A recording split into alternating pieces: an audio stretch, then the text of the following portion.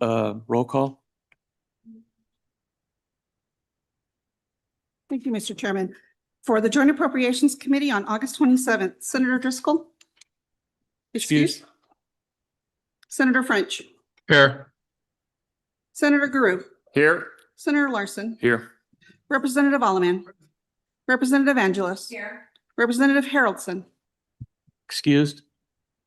Representative Pendergraph. Here. Representative Sherwood. Here. Representative Smith. Here. Co-Chairman Bear. Here. Chairman Salazar. Here. Sir, you have a quorum. Thank you. Next is any opening remarks? I don't have any. Mr. Co-Chair, do you have any? I do not. Then approval of the minutes. Is there a second? Second. Second. Any discussion? All those in favor say aye. Aye. Opposed? Carried. Director Richards, what do we have on the agenda then for? Good morning, Mr. Chairman. Morning. Members of the Appropriations Committee. A little bit of background because the agenda is unusual. You have your colleagues in the building or in the extension actually today from the Joint Minerals Business and Economic Development Committee. Both committees are working on legislation related to the Wyoming Business Council and county-wide consensus payments.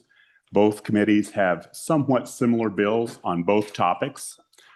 Staff will take any amendments from both committees later this afternoon and this evening and update the drafts with any amendments that the Minerals Committee and the Joint Appropriations Committee approve.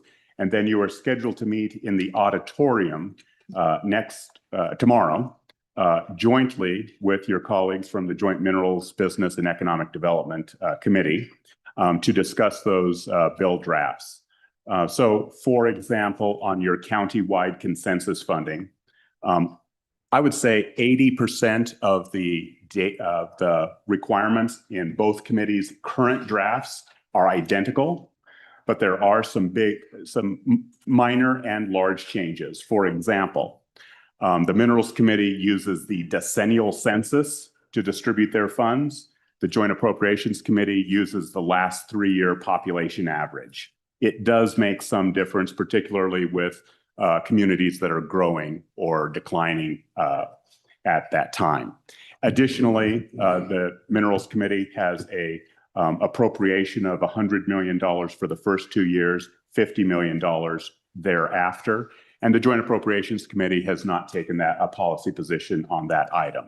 I chose that bill intentionally because the Wyoming Business Council program elimination and consolidation, there are larger changes, but let me just, between the two committees, at a very high level, the Minerals Committee proposal codifies all of the Wyoming Business Council requests from what is referred to as the Wyoming Business Council Compendium of Programs. That includes modifications, not just eliminations, but changing the parameters of programs purportedly to make them work more efficiently, more effectively.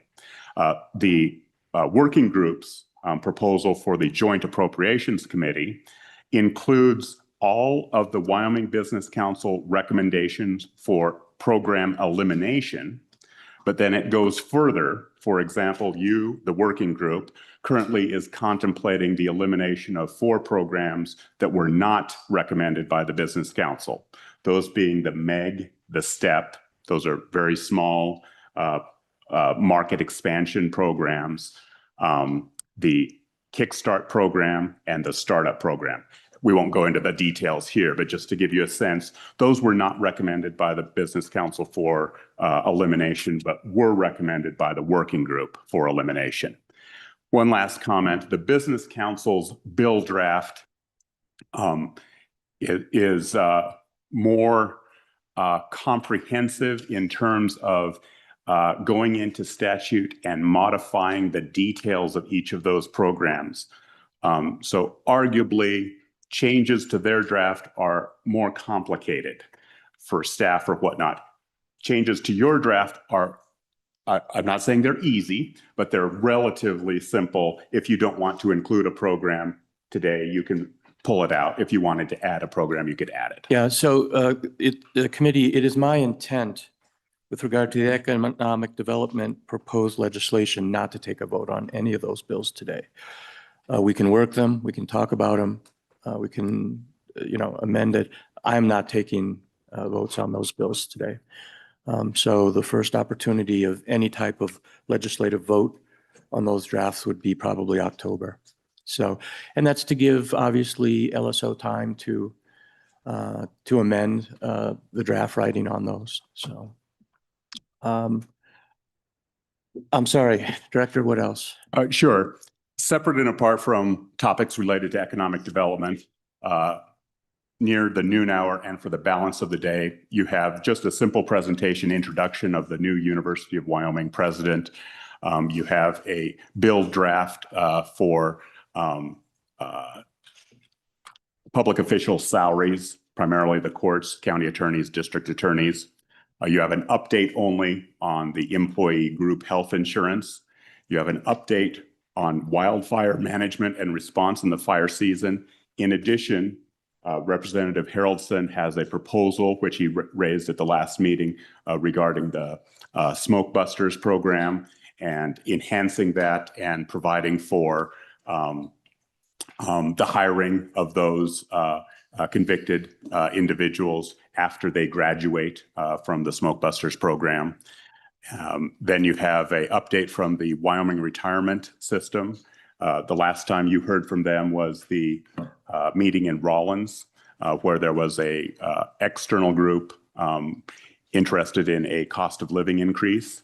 And I believe Representative Sherwood has a related piece of legislation which he raised with the committee as a point of interest at your last meeting in Lander regarding employee health insurance and retirees coverage. And that concludes the day. Again, tomorrow, it could be a short day, frankly, with that combined meeting between the minerals and JAC. It could be just an exchange of information and what did they end up doing today and what did you end up doing today. You may or may not take any votes based upon that discussion. Appreciate that very much. Thank you. So the first thing we have up is the economic development proposed legislation. And why don't we, Senator Larson, maybe you and Director Richards could come to the table and just go over through the legislation itself.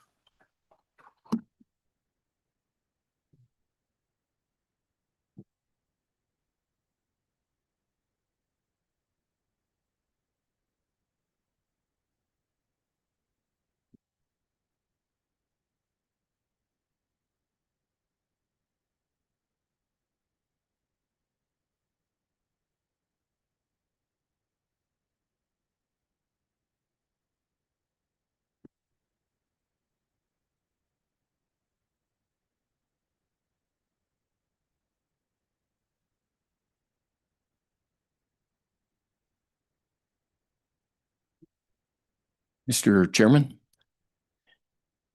just to give you kind of a brief synopsis of this subcommittee's work. I think we had 4 bills that were brought to our attention. We did go through the 4 of them in our meeting. Was that July 13th, I think? July 13th. It was a Zoom meeting. We did not bring forward the proposed bill number 45, Wyoming Venture Capital Fund. The working subcommittee recommends don't move this bill forward. We felt that it would not go very far in the next session. It was a bill to have legislative oversight of where those federal funds are going. It was established in 2010, reauthorized in 2021 with ARPA funds. They received $58.4 million to spend over 9 years. They have an investment board, I think, that watches over these funds. I don't know what else to say on that, but it wasn't the subcommittee's idea that, they didn't think we should bring it forward. Thank you, Mr. Chairman. Senator, could you tell us, in your committee, were you able to review any of the programs that are being invested into in the state of Wyoming through this program? Any corporations or any? I'm going to have a little help with this. Thank you. Mr. Chairman, members of the committee, the working group was made aware of the investments. And I think the website of the Wyoming Business Council includes a geographic plot of the locations of those existing investments. However, to my knowledge, at least during the working group's discussion, they did not drill down into any individual investment.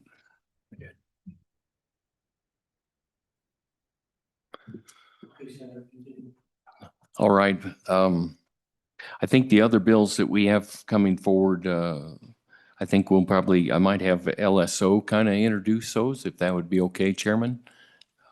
Okay.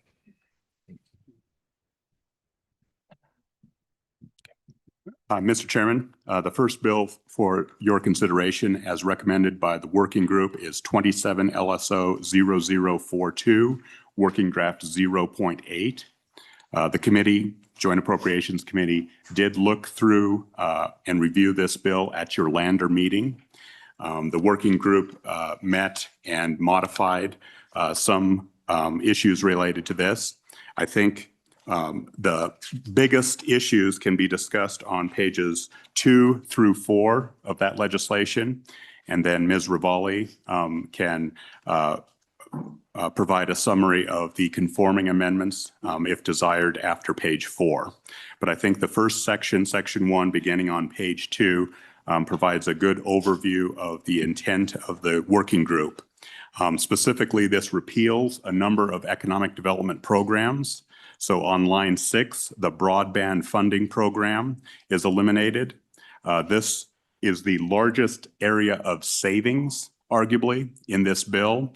The legislature appropriated $10 million and allowed the fund to keep its own interest. This fund has no expenditures associated with it. The fund balance is now $12.3 million. Federal funds on the order of $400 million are addressing many of the intents related to this broadband funding program. The recommendation by the Wyoming Business Council was to modify this program, not eliminate it, and to change the required upload speed for authorized programs. Be happy to answer any questions.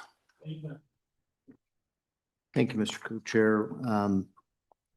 Director, how long has this $10 million been appropriated and set out there and not being used? Mr. Chairman, I believe this was initiated in 2018, approximately 9 years. Okay. And Director, if I may, Please, Mr. Chairman, how long do you anticipate the spending of the federal funds, the $400 million, to continue on?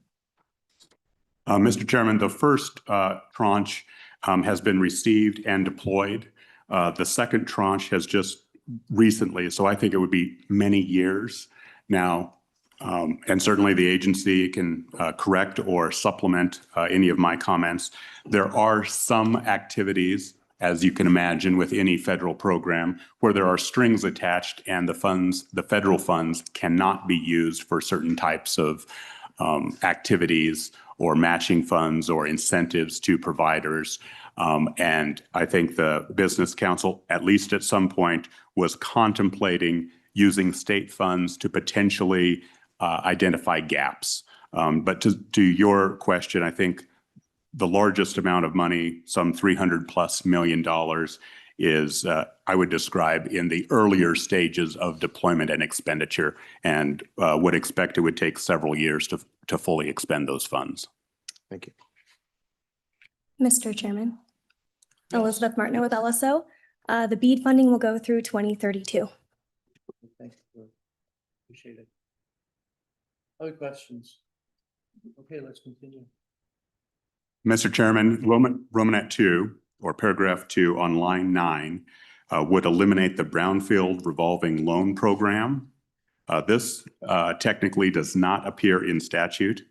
In 2017, there was $800,000 in federal funds in a grant from the Environmental Protection Agency. I believe the balance of this account is $533. Yes. The recommendation by the Wyoming Business Council would be to transfer this program to the Department of Environmental Quality. Again, there is no statute related to this program, and there was some discussion at your Lander meeting that the Department of Environmental Quality could continue to administer the Brownfield revolving loan program with this language removing it from the Business Council, if that's the committee's desire. Mr. Kutcha. Thank you, Mr. Chairman. Just so I can clearly understand what you just said, Director, we can leave this language in here, eliminate the program here, and still manage to start the program up within the DEQ. Would that take legislation to start the program up within DEQ? Thank you, Mr. Chairman. No, it would not take legislation. It's currently being done without statute. And this is Tamara Evely for the record with LSO. One of the working group's changes is there on page 2, lines 10 through 12, just to clarify that nothing in this paragraph shall be construed to prohibit or limit the Department of Environmental Quality from administering brownfield loans or funding. Okay, thank you. Other questions? Mr. Chairman, the next program for your consideration appears on page 14, paragraph 3, the Wyoming Workforce Housing Infrastructure Program. This was first initiated by the legislature in 2007 with an appropriation of $1,050,000. Currently, the balance is zero. The recommendation by the Wyoming Business Council in their narrative was also to repeal this program. Any questions? Okay, let's continue. Mr. Chairman, paragraph 4 is the repeal of the Wyoming Energy Conservation Improvement Program. This program was initiated by the legislature in 2009. There was no funding appropriated for this program. The recommendation for the Wyoming Business Council is not to repeal it, but to transfer the program to the Wyoming Energy Authority and have them operate the program. Any questions? Okay. Mr. Chairman, the next program is in paragraph 5, the Wyoming Community Facilities Program. This program operated between fiscal year 2006 and fiscal year 2013. A total of $46.6 million was appropriated by the legislature. Typically, this program is to convert old schools to community facilities. At least that's the way I think. There could be other old public facilities, a library or something like that, but the most common use is to convert old schools to community meeting facilities. The Wyoming Business Council did recommend elimination of this program, but to use the BRC, Business Ready Communities vehicle to provide communities with a source of funds for similar purposes. Okay. Mr. Chairman, at the top of page 3, paragraph 6 is the Large Project Loan Program. This program has a $18.8 million balance. The recommendation by the Wyoming Business Council was also to repeal this program, but to modify the 50/50 challenge program and use that within the Economic Development Enterprise Fund for similar loans. The $18.8 million balance here would not revert with this legislation. This would remain available under the Economic Development Enterprise Fund for those qualifying projects.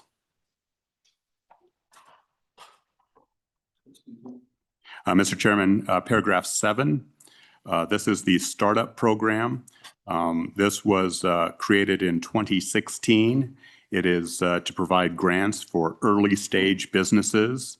The Wyoming Business Council did not specifically comment on this in their compendium, but they did verbally say that this is not something they would recommend eliminating. This would modify the Endow program, and this is not something that is consistent, if you will, with the legislative working group and the Wyoming Business Council. So the working group's position is to eliminate this. The Business Council is, in my opinion, and their comments, wants to continue this program. Thank you, Mr. Chairman. Director, could you tell us the funds that are available for this program now, or are they commingled with other funds? Mr. Chairman, I'll put Ms. Martineau on notice. I believe those two programs in 7 and 8 have a total of $2.9 million available, left over from an initial appropriation of $5 million. And happy to be corrected if necessary. Thank you. Mr. Chairman, paragraph 8 is the Kickstart program, also related to paragraph 7. In this case, again, the Business Council's position and the working group's position are at odds. The Business Council actually would recommend expanding this program to enhance the reporting from the recipients, as well as increase the maximum award to qualifying and successful businesses. Again, this is for grants ranging from $5,000 to $50,000 for early stage companies. And again, combined these two paragraphs, there is $2.9 million remaining of the $5 million initial appropriation.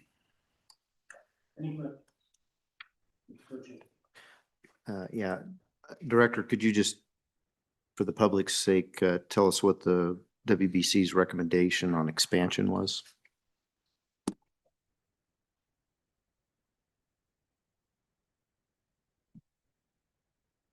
I can generally, and happy to have Ms. Martineau or the Business Council supplement this. I think, and I don't want to read too much into their recommendation, but I understand that they believe the program could be improved by demonstrating through reporting from the grant recipients the successes of the program. So that is one piece, so enhanced reporting. And then the maximum award right now is, I believe, $50,000.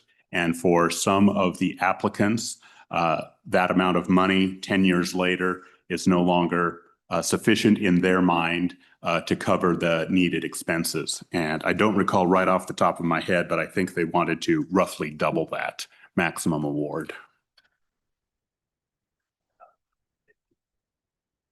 Thank you. Mr. Chairman, paragraph 9, the natural gas fueling infrastructure loan program. On this one, the Wyoming Business Council's recommendation is to repeal it. The working group's position is also to repeal this. This was initiated in 2013. There is no remaining funds in the account and would provide direct loans to qualifying entities for natural gas fueling infrastructure. Think vehicles propelled by natural gas as opposed to gasoline. Paragraph 10. Did you mention the funds that are in that account? There is no reversions anticipated in this program. And are there any funds available to the program? No. Okay. Anyone else? Mr. Chairman, paragraph 10 is the Wyoming Main Street Loan Participation Program. This program was initiated by the legislature in 2004 as a 3-year pilot program. It was subsequently extended This program does not have an account like most of these prior programs, but rather is embedded in the Business Council's biennial appropriation that comes before this committee. Prior to the reduction by half of the Business Council's budget for the 2027-2028 biennium, this program had a line item of $470,000 of general funds for the biennium.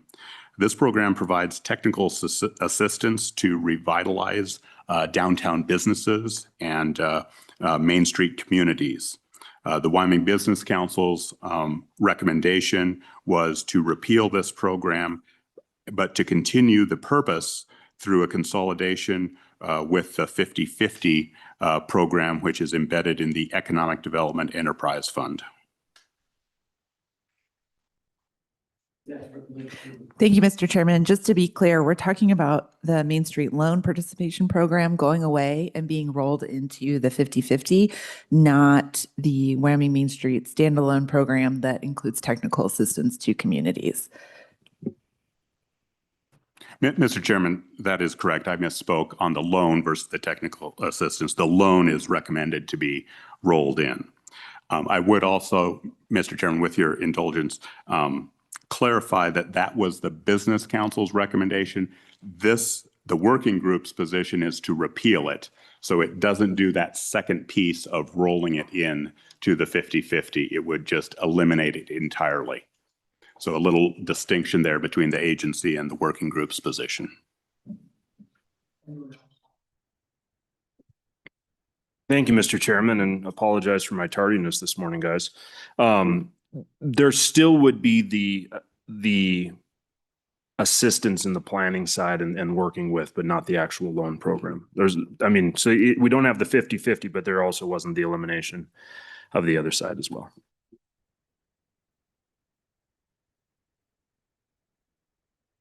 Yeah, I was deciding whether I'd make a comment now, but I assume that when we get the WBC up here, we'll be able to ask details of this program as far as spending and how well it's been utilized over the years. But with their appropriation request in the last budget session of $470,000, it seems like it's probably been an ongoing program and it's been being utilized. And maybe Ms. Sherwood could weigh in on that. Otherwise, I'll wait till the WBC gets up here.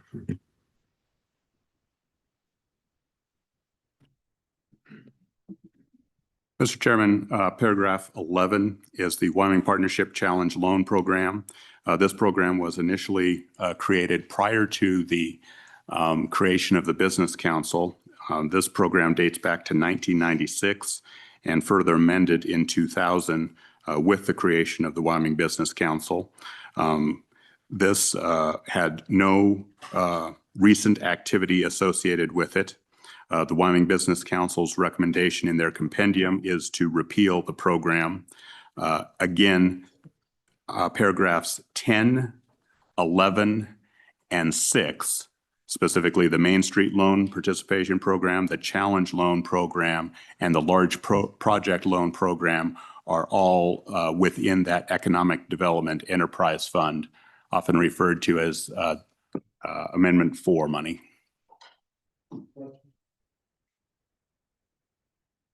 Paragraph 12 is the Wyoming Small Business Investment Credit Program. This was created in 2010. This program provided $30 million one time of tax credits for insurance companies, think property, casualty, liability insurance companies, in lieu of or to benefit from a premium insurance tax credit. Those participating companies could invest in a fund. Actually, there were two funds that provided investment capital to qualifying businesses. The $30 million in tax credits and investments in qualifying businesses has been completely exhausted. The program operated for approximately 9 years. The recommendation by the Wyoming Business Council is is not in their compendium. However, based on email communications at the request of the working group, the Business Council indicated this program could be repealed. The working group also tasked LSO staff with reaching out to the participating insurance industry, property liability casualty insurance companies. We did with multiple companies as well as the two major associations within the state, and there was no expression of interest continuing in this program. Mr. Chairman, we're now on the top of page 4.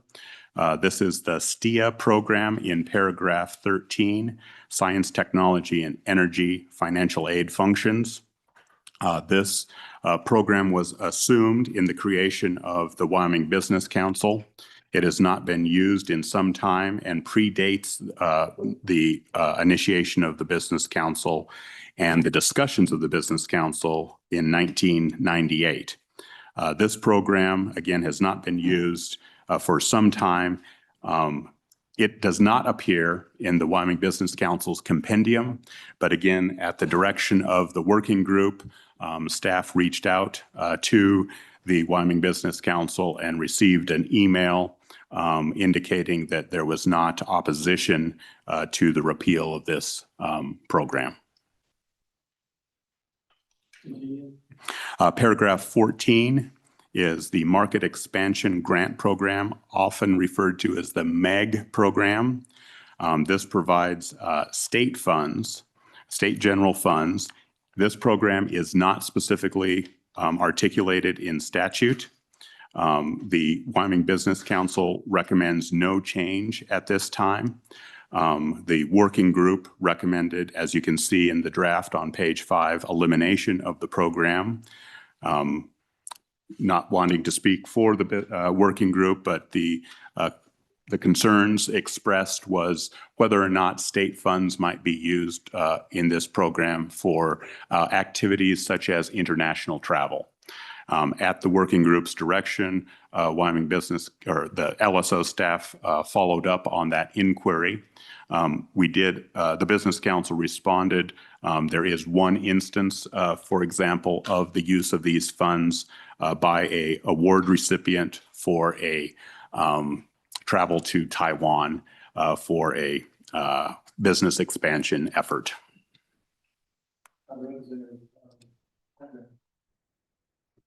Thank you, Mr. Chairman. Looking at both these problems and Megan programs, Freudian slip there.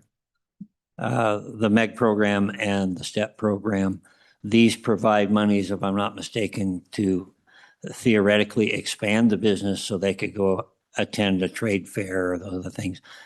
Do Wyoming Business Council personnel attend those in the company as well? And is that funded through this program? Mr. Chairman, I can't speak to whether the Business Council staff attend all of those events. Just by observation, it would be difficult to, given the number of grants awarded and the variety of trade shows attended by the recipients. So I can be corrected, but that would be difficult for Business Council to attend. And I do not believe that any of the state employee travel is covered by the grant that is provided to the recipient. Other questions? Mr. Chairman. Yes, Senator. Thank you, Mr. Chairman. What was the balance in that program now? Mr. Chairman, this is not a statutory program nor a budget program. So I think it's a designation within the Business Council's budget on which what amounts to spend for this purpose. Okay, so money follow up. So the money just gets appropriated from their main budget to this if necessary. Correct. The budget doesn't, Mr. Chairman, the budget does not go down to that level of detail. Right. Thank you, Mr. Chairman.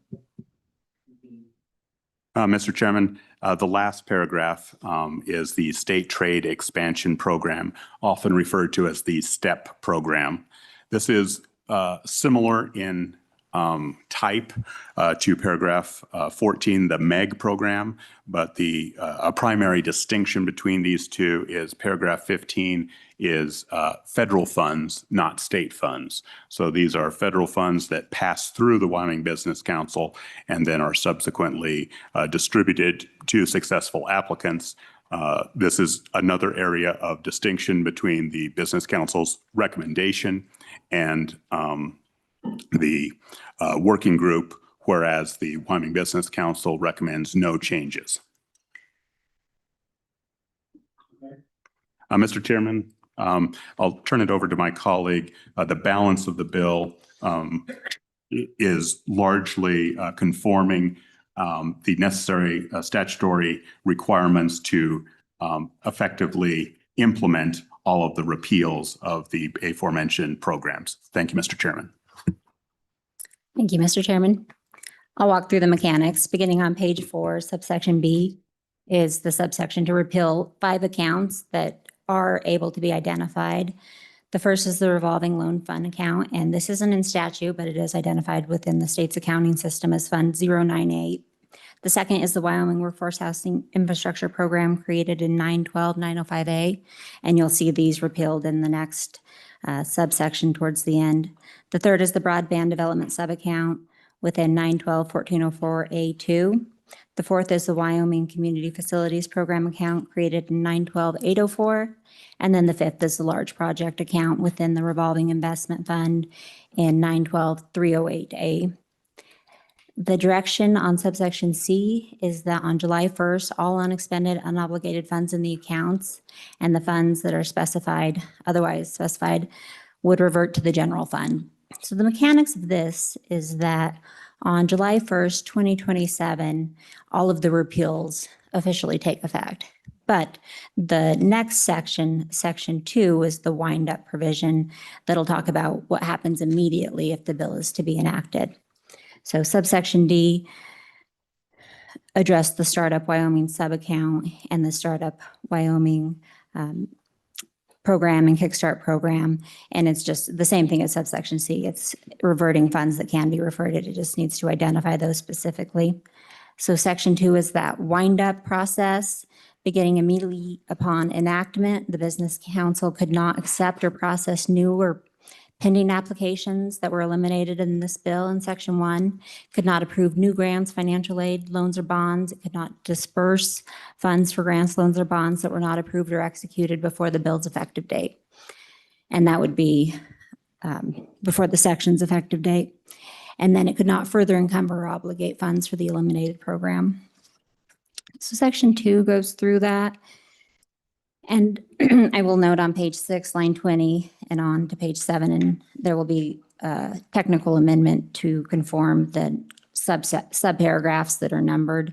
It should be A, B, C, D, E, F. Then subsection B of section 2 is the language to just clarify that the bill does not affect the continued administration of funds that are already distributed or already obligated to be distributed. So it would not impair contracts, agreements, or other obligations that are executed before the immediate effective date. The grant funds and financial aid already encumbered or obligated would continue to be dispersed. So through subsection 2B is those savings clauses. Then subsection C on page 8 are the reporting requirements. The first is that the Wyoming Business Council would report to the Joint Appropriations Committee and the Joint Minerals Business and Economic Development Intercommittee on the amount of funds from each account that reverted to the general fund, the amount of funds from the Startup Wyoming subaccount that reverted to the general fund, and all remaining obligations and encumbrances of the programs and accounts that were specified in section 1 that were made before the effective date of this section, and the remaining outstanding as of July 1st, 2027. That's kind of the mechanics of how it would all work with the effective immediately implementation date of halt what you're doing, but don't impair anything that happened before this effective immediately. And then section 3 would be effective July 1st, 2027, just like the repeals, to go into the green books and conform everything that needs to be conformed. And first is within the definition section is to renumber to match the end of this act by the repealed. The second on page 9 is to go into 912-103 and to conform language related to the Advisory Council for Broadband Development and the Broadband Coordinator, because there would no longer be that program. Then on page 10, changes would be needed to 912-105, just to clarify that with repealing the Broadband Development Program, it would not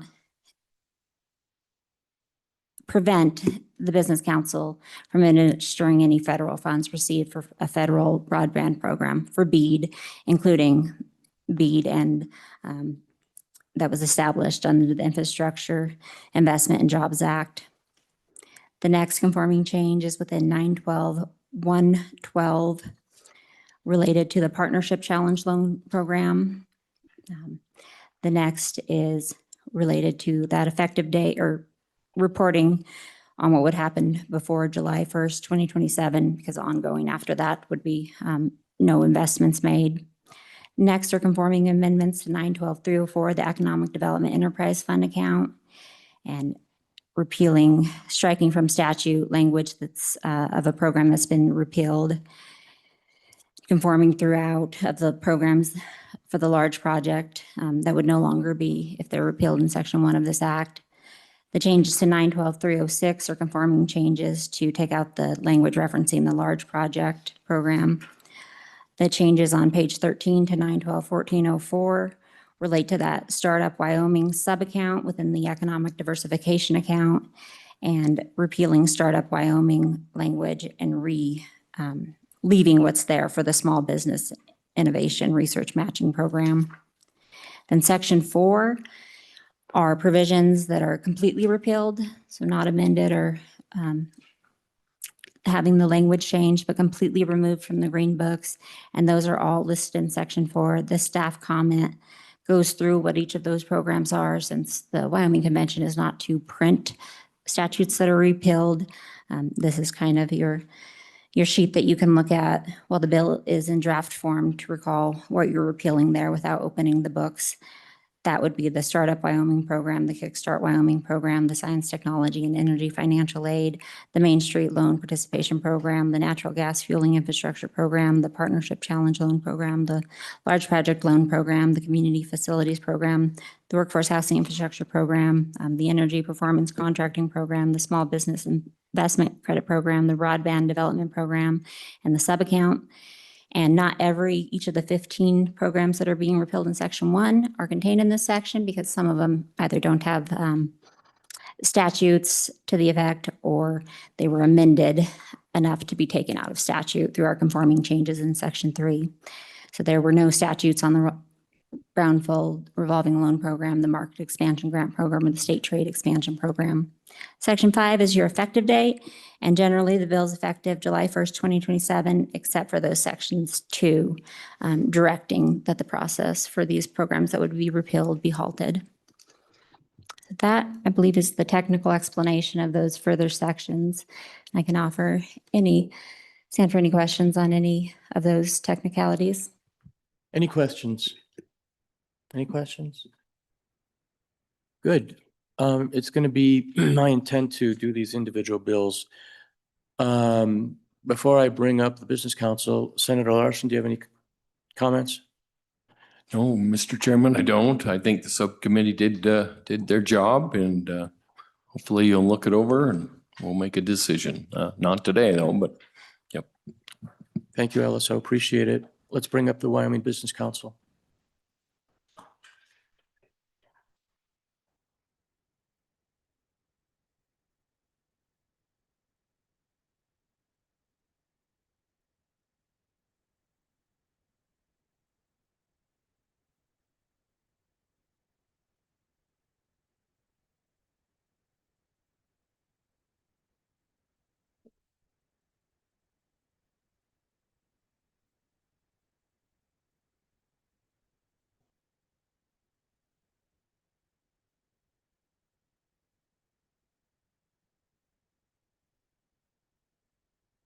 Good morning.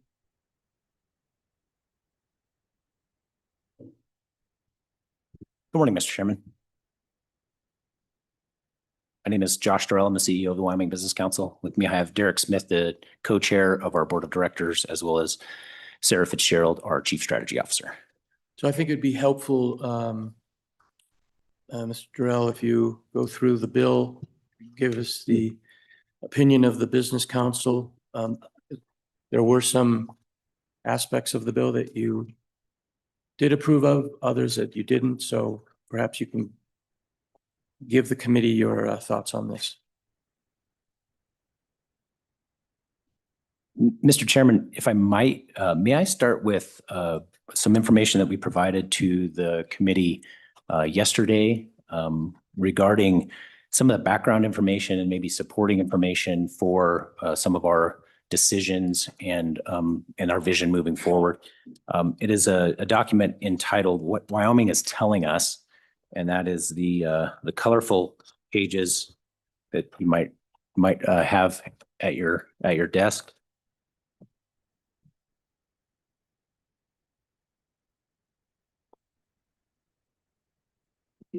So one of the things that we've been engaged with for a number of years through our programs, as well as just as a function of being the Wyoming Business Council and being in the communities where we work, is that we've been listening a lot to what is happening on the ground. And what we've done in particular this summer, in addition to the committee meetings that we've had with you, is we've spent a lot of time trying to understand what the sentiment is today for economic development, for what Wyoming could be in the future for her citizens, as well as what role we would play in that.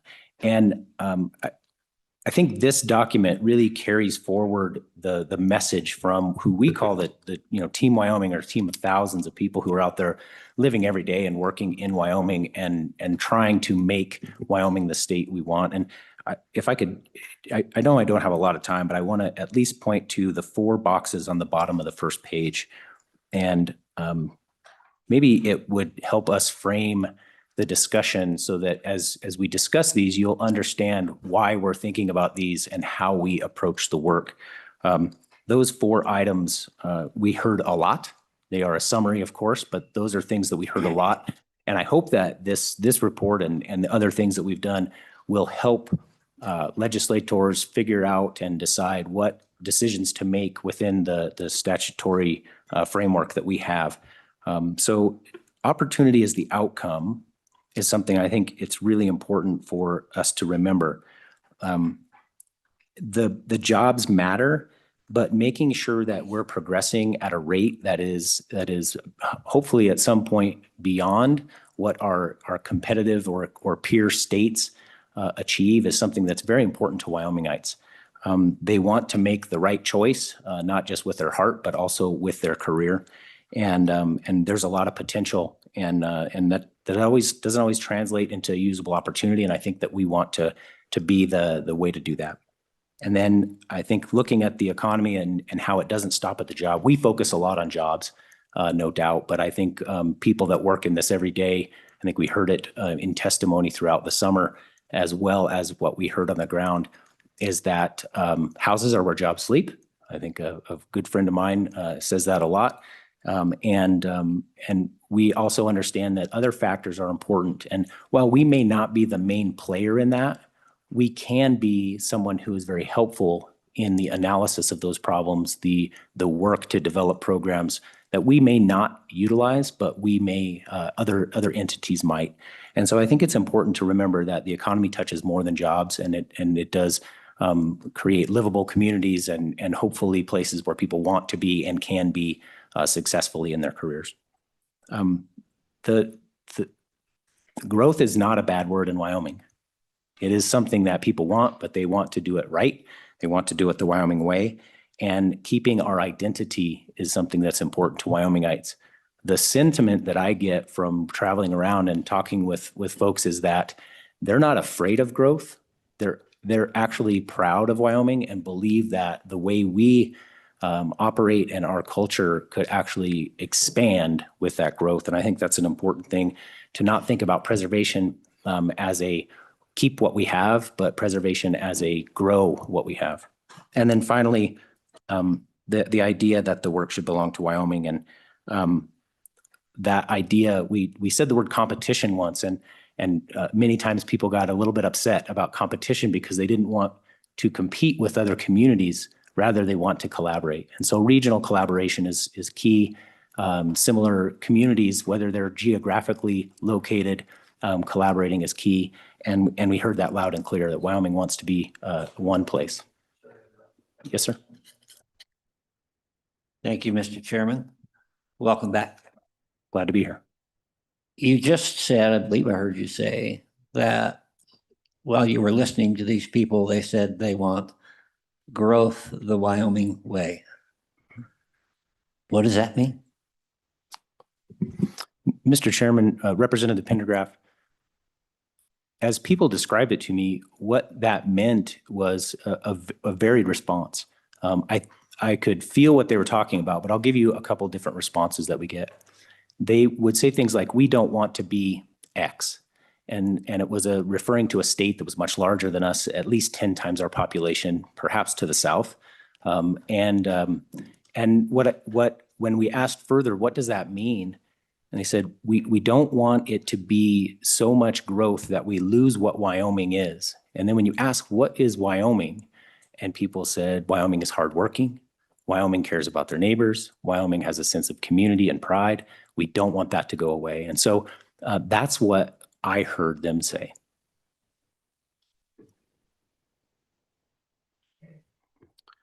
I do want to give you flexibility for your statement, but I also want to time constraints. Mr. Chairman, what I might do is just, I guess, implore the committee to read through this, to understand the material, and also to say, while you're reading this, as Representative Pendergraph did, ask those questions. It doesn't have to be in this committee room. It could be in other forums.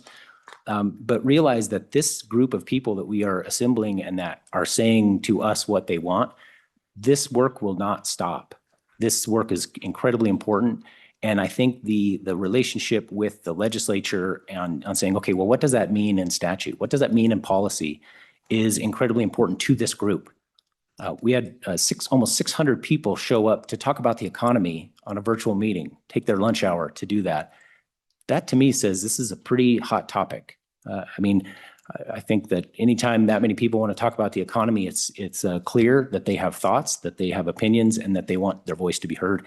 And what I would suggest is that we work to make sure that that is happening, that the policies reflect what people want, and that we're able to operate in a way that does that. The last thing I will leave you with is sort of the first, some of the first graphics on this page before heading into the statute itself or the draft legislation. And that is looking at the way we've done this and the work that we've done in the past. I think it's important to note the care and the work that we've done to leverage state funds appropriately, to be good stewards of state funds and protect them and make sure that we're appropriately spending those funds, investing them in the communities and investing them in the businesses that make Wyoming who she is. I also think it's important to note that all of this information is publicly available through our reporting on our website. I'd be happy to walk through any of those reports, but the data is there. We provide a report each year, an annual report to the Joint Minerals Business and Economic Development Committee. So I would suggest that that's another area to look at, but we're more than happy to dive into any of those particulars there. With that, Mr. Chairman, I'm happy to walk through, and perhaps I might just provide a bit of structure for the statutory draft legislation that you've put forth. One thing to remember is that earlier in the summer, we provided a program and service catalog to both the Minerals Committee and the Appropriations Committee, to use usually the short terms there. And that information was our suggestions based on our experience of how the statute should read, so that we have the flexibility we need to solve the problems that exist in Wyoming, and that we're not hamstrung by programs as your working group, as well as this compendium of information shows. There are many different programs where they're still hanging around, yet the problem either doesn't exist or can't be solved by that legislation. And so much of the work that we're doing is to provide flexibility and the ability to solve those problems as they come up with the programs we have, rather than having many, many different programs with very specific asks and needs. We're looking to simplify that. So as we work through the working group suggestions, I do want to say we have what we believe in Joint Minerals is a very good representation of our product and service catalog that again was provided to you all as well. So maybe we could go maybe a hybrid where we discuss specific questions that your team might have about the legislation. Would that be okay? That would be fine. First of all, thank you for providing the materials that you did. Appreciate that. 27 LSO 42. Do you want to just give us a kind of a high altitude view on some of these items, and then I will entertain questions to you from the committee. And then, as I made clear this morning, we're not going to be voting on these bills until October for obvious reasons for LSO. So go ahead. Mr. Chairman, so what I would say is that again, the compendium kind of lays that out. What I would say is that we would be happy to talk about any individual element, but I think our testimony in July was much the same, right? There are certain programs where it may not make sense. For example, the Challenge Loan Program, very well utilized. Doesn't make sense to repeal that. It solves this particular problem. It's again, at the pleasure of the committee. Completely understandable. With that, then I'll entertain questions from the committee to the Wyoming Business Council. Senator Guru. Thank you, Mr. Chairman. Good morning, Josh. Thank you for this document. It actually was very insightful. Question on your boxes here, opportunities, the outcome, for example. Take that to broadband for a moment. Do the states around us have broadband coordinators, our neighboring states? Mr. Chairman, Senator Guru, not only do they have broadband coordinators, but typically speaking, they have broadband offices where multiple people are working on this challenge. So yes, sir, absolutely, and then some. Follow up. So continuing that program in Wyoming probably would have some benefit, since the vast majority of our population lives, very close to borders. And so that's where the competition sometimes lies, I would think. And so walking away from that would probably not be the best idea. Would you agree? Mr. Chairman, Senator Guru, I would agree with that. Thank you, Mr. Chairman.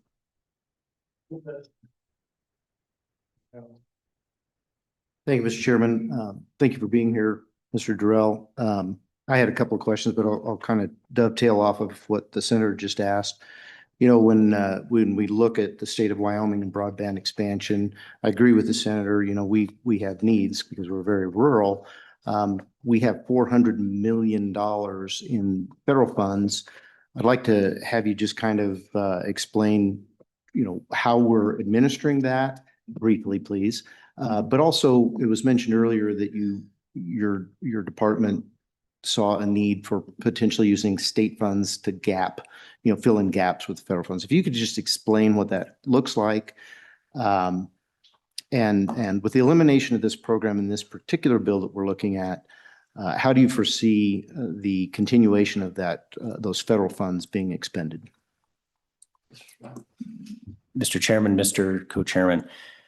So as I understand it, the broadband money that we have today is utilized for connectivity for individuals and businesses in our communities. So it is incredibly important. Those are all federal funds. We administer those today with one broadband coordinator as well as contractors. The bulk of the money for all of the broadband coordinator as well as the contractors comes from the administration funds from those federal funds. Those federal funds, as a member of the LSO staff mentioned, will be fully deployed and reported out through 2032. If this particular now I believe the balance is a little bit over $12 million. If that were to be reverted, we would see the effects perhaps later. It could be used for gaps that the federal funds do not cover. As I mentioned, those federal funds cover mostly connectivity to individuals and businesses in the communities. They don't cover redundancy, which is very important. They don't cover any kind of next generation fiber build outs. And so it's possible that those funds could be utilized in projects that would have an economic benefit, but are not covered by federal funds. So our suggestion is, to keep those funds and to be able to solve the next problem. What I would say is that at some point, it might make sense to revisit the broadband. As you've seen, we've upped the speeds in that area. But at some point, it might also be useful to work with the broadband providers and come up with what is the gap that needs filled and utilize those funds for that. But just to answer your question very simply on the last question, I don't believe that that putting those $12 million back into the general fund would necessarily hamper our ability to execute on the federal funds. Follow up, please. Thank you, Mr. Chairman. So if it doesn't hamper it, and we're looking at another 6 years before you run out of those federal funds, that's 6 years for the legislature to act on something that you could come and say, there's a real need here. Right now, we don't know what the need might be. You did propose redundancy, and I'd like you to expand on that just slightly. What does redundancy look like? Are you hearing requests for funding for redundancy out in the industry and or from these individuals who are looking for connectivity and corporations? Mr. Chairman, Co-Chairman Bear, yes, the answer is yes. We are hearing that redundancy is important. Obviously, if you are in the data center game or in a large business game where connectivity is important, which most are now, redundancy is incredibly important. Along the I-80 corridor, we have fantastic redundancy and up to through I-25 up to Cheyenne, there's obviously really good connectivity. But in other parts of the state, that redundancy could hamper the ability for large employers or for data centers to operate because they don't have the redundancy that's required by their customers. The short answer is yes, it's important. Thank you, Mr. Chairman, for a quick follow-up. So the data centers seems to be a focus of the need for redundancy. Is there any anticipation that data centers would fund some of that redundancy versus the state? Mr. Chairman, Co-Chairman Bear, I believe there is likely a way to do that. I think it depends upon the providers as well as the users of that. What I would suggest is that we don't fully know exactly what gap we would fill. What I can tell you, based on the amount of funds that have come from the federal government to be utilized in the broadband program and the amount that it covers, the idea that $10 million back in 2018 would be enough to fill gaps in the broadband fabric is that's not that much money. So we would have to leverage it right. But I think, as you see from our Team 1000's message, we're pretty good at leveraging state funds to either get a good leverage ratio from federal funds or from private or communities. Thank you. Kind of lead me down a path of follow-up questions, so I appreciate that. Two things I'd like to ask here. I did see where Fremont County, I believe, was looking at having a data center come in, and they're not in the I-25 or the I-80 corridor.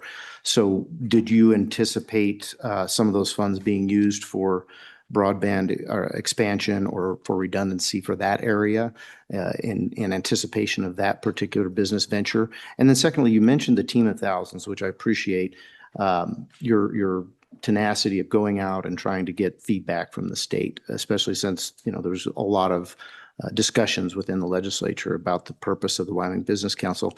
I had asked you some time ago to ensure that your Team 1000s included individuals that are just average taxpayers, not business owners, not people who might benefit from the Wyoming Business Council grants and loans programs. In your teams of thousands, did you see just people who are employed, people who are retired, people who are not going to be beneficiaries of your programs directly? Mr. Chairman, I'll answer the second question first, if you are okay with that, Representative Bear. Our work with the Team of Thousands definitely includes all of the above. In fact, in our listening sessions throughout the state this year, we did not just go and set up meetings during the day when a lot of professionals like maybe that do economic development like me could attend. We attended, things after hours where we went to a Third Thursday in Sheridan, for example, or we went to a farmer's market in Rock Springs. We met people where they were. One of the pieces of input that we got early on was just that, hey, I'd like to be part of this. I want to know what's going on and I want to share my opinion, but I can't take off work to do that. And so as a way to fix that, we began going where people were. I'd be happy to share some of the imagery and some of the information that we gathered at those things like farmers market. I think it does represent a mildly different take, but that's the Team of Thousands does not sort of limit itself to people who are in the biz. We are we're open to everyone, whether you're somebody who's just graduating college or in college. We had a session with a number of collegiate leaders yesterday, or if you are somebody who is wandering on a farmer's market. So the answer is, yeah, we do include everyone in the Team of Thousands, and we seek to understand what everyone cares about so that we can represent that to the legislature. As far as your second question or your first question goes, I'll answer that second. I simply used I-25 as an example. Those funds could be utilized in projects throughout the state. They're not limited to a geographic location that we decide. Thank you. Thank you, Mr. Chairman. A lot of my questions actually kind of already been discussed in ways. One thing I do want to say is over the summer is that Platte Pioneers group has been meeting with the Business Council, having those conversations. Thank you. That was kind of my heart's cry at the beginning, is how do we help little communities like Platte County have the conversation, identifying the shortfalls. And so I appreciate what you guys are doing in that realm of saying, hey, let's really put a finger on the pulse. And as I look across that room, there were a lot of people that don't fit the category of business owners. Maybe it's retired workers that are just like, hey, we want to see Platte County do better. And so I think that is important. Going back to the broadband conversation, though, we got 12 million, 10 million that's built itself into a $12 million pool. And we just had the conversation before that of we got admin issues potentially. And obviously when you put $400 million, that slug of money hits the state, it's an admin nightmare. As we're going, how do we get connectivity across our state? How do we work with all of the different contractors and making sure the contractors are doing what they're actually supposed to be doing, and we're actually getting broadband and we're doing all those things. One of the things that I think as we look at this, the money has been sitting there, it has not been spent. It's like, well, someday we'll need this. I think in some ways, the amount of federal funds that are out there, I believe is a saturated pool in a way. And I would ask the question, because we have not used it, because we still see this growing and sitting, and with this attitude of someday we may need this, would you agree that when that someday comes and we identify that, there is going to be a place and a time to come back to the legislature and say, okay, we now know why we need this. We now have a legitimate ask, instead of just having it continue to sit out there with the someday we may. Because right now what I'm saying is, oh yeah, there's problems, but we're not actually using that money to address the problems. It hasn't actually been brought forward. Now it's just kind of sitting in limbo. Can you talk just a little bit to that? Mr. Chairman, Representative Haroldson, I think that's an option. I'm not going to say that that's maybe the best option or the worst option, but it's an option, is to say, hey, we'll cover this in someday.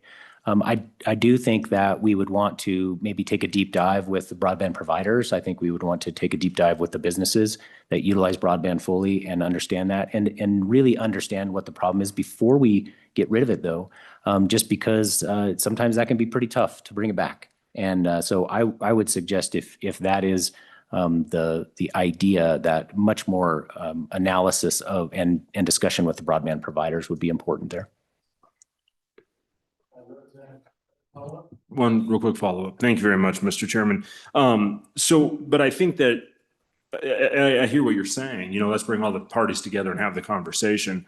In a way, it's been sitting here not being utilized, not being used, and has been for quite a while because there's such a large movement of federal funds in the background on this. And so to sit there and go, well, before we get rid of this, we really need to bring all of the people together to have a discussion of how we should use this money.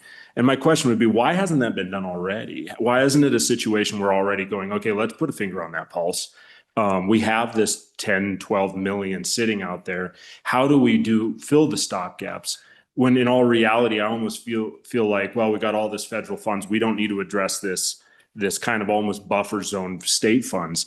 Why hasn't that discussion already been had? And is there something that's held that up? Or is it a deal now where it's like, that might go away? Let's have the discussion at this point. Mr. Chairman, Representative Haraldson, no, I don't think that's it at all.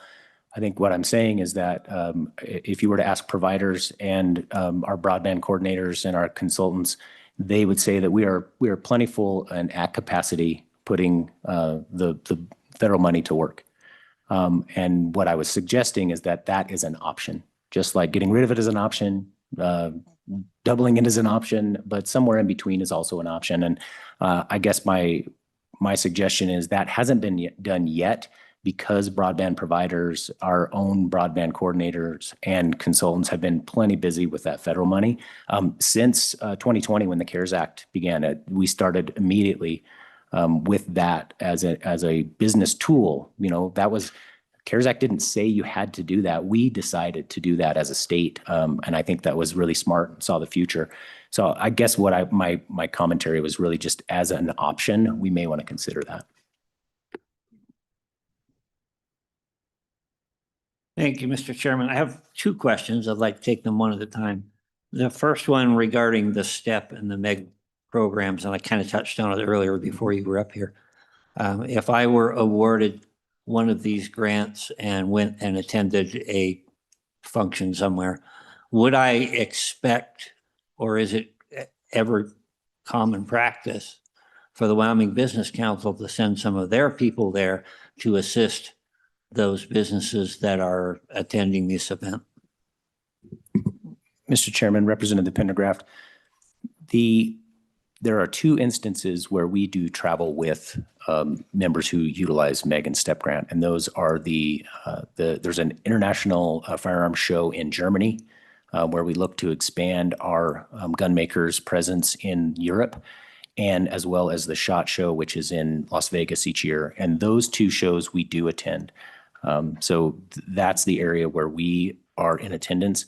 Many of the other, logistically, it would be very difficult to have our one coordinator who does those, handles those grants to travel with all of them. And it would likely not be a good use of state funds to travel to all of those locations. However, we do work with each of those companies to help them with best practices and be a consultant to help them make the most of those trips.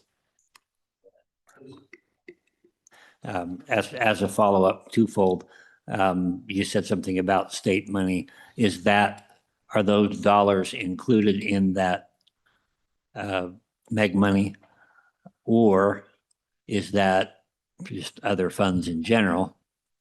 And what instruction is given to your personnel when they go, for example, to the SHOT Show, which you mentioned? What are their responsibilities there?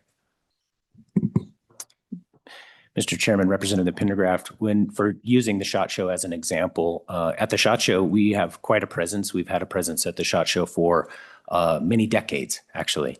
And we have a Wyoming booth area where Wyoming, I shouldn't just say firearms makers, because it's also any outdoor company goes to sell their wares.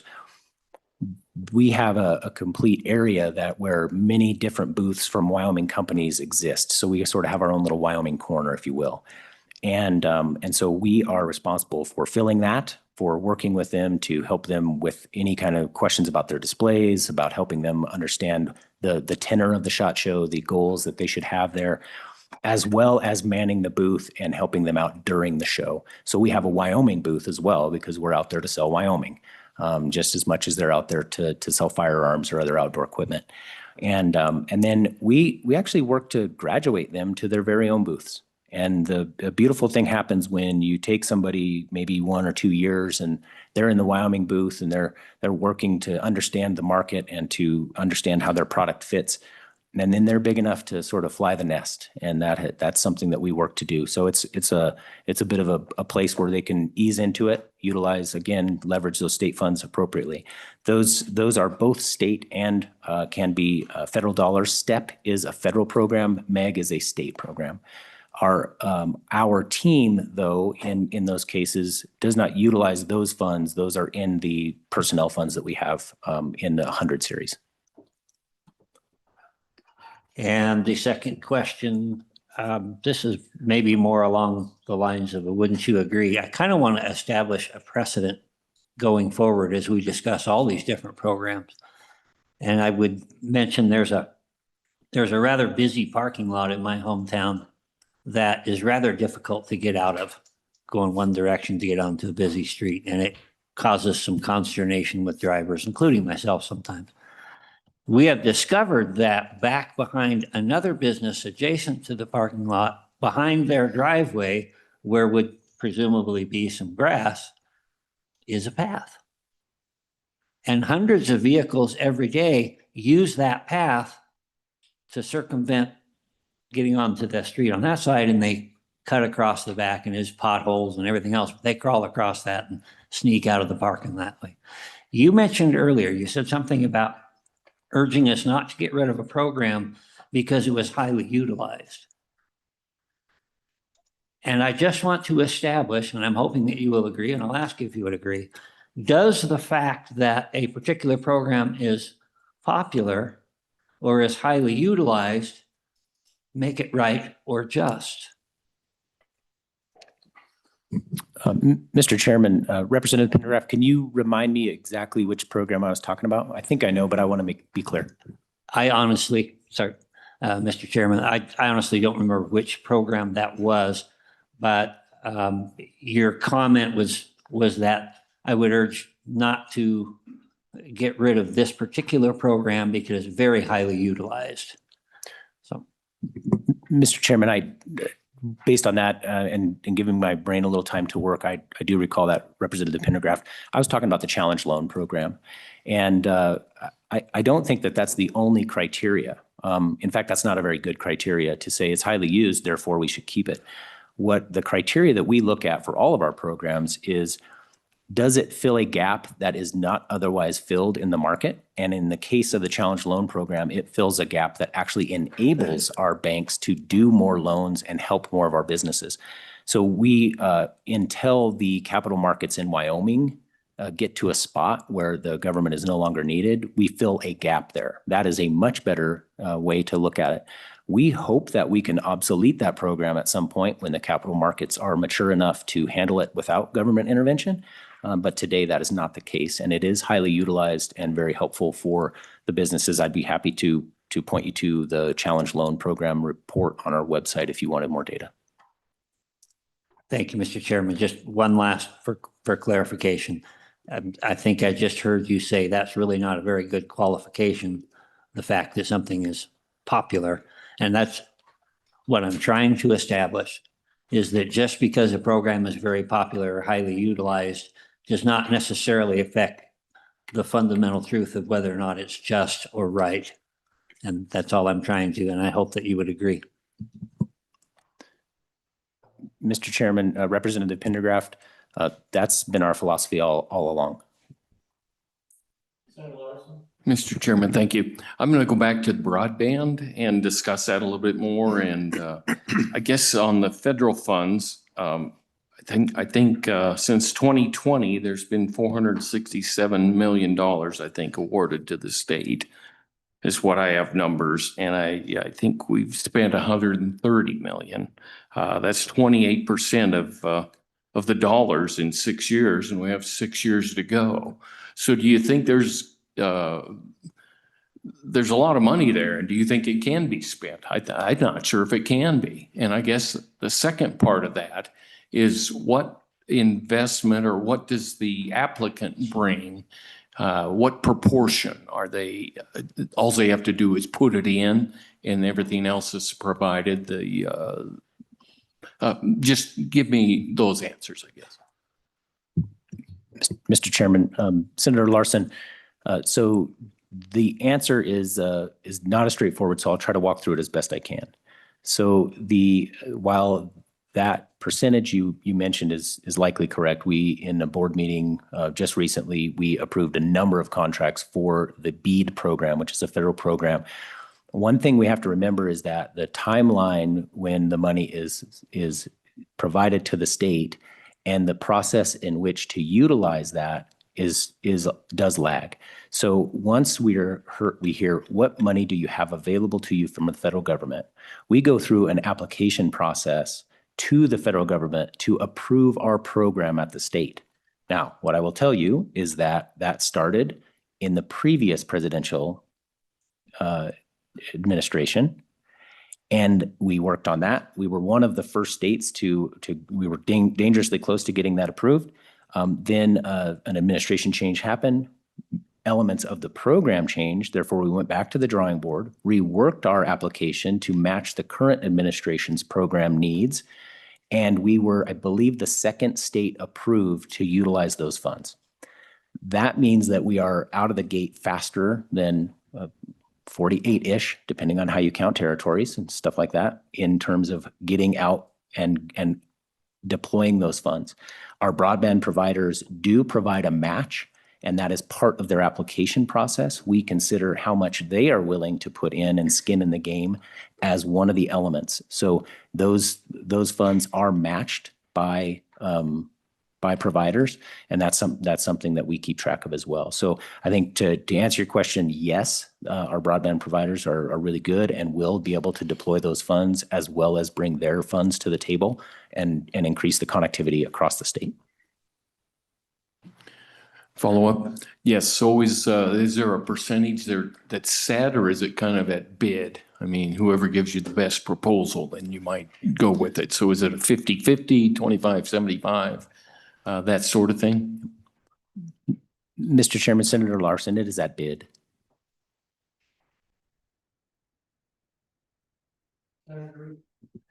Thank you, Mr. Chairman, and please don't worry, we're not going to go through each one of the programs like this, but since you brought it up about broadband, I thought just to kind of crystallize what we're talking about. So Josh, I just heard you say about how we're dealing with our friends in the federal government about this, that we apply for the monies and then the monies come.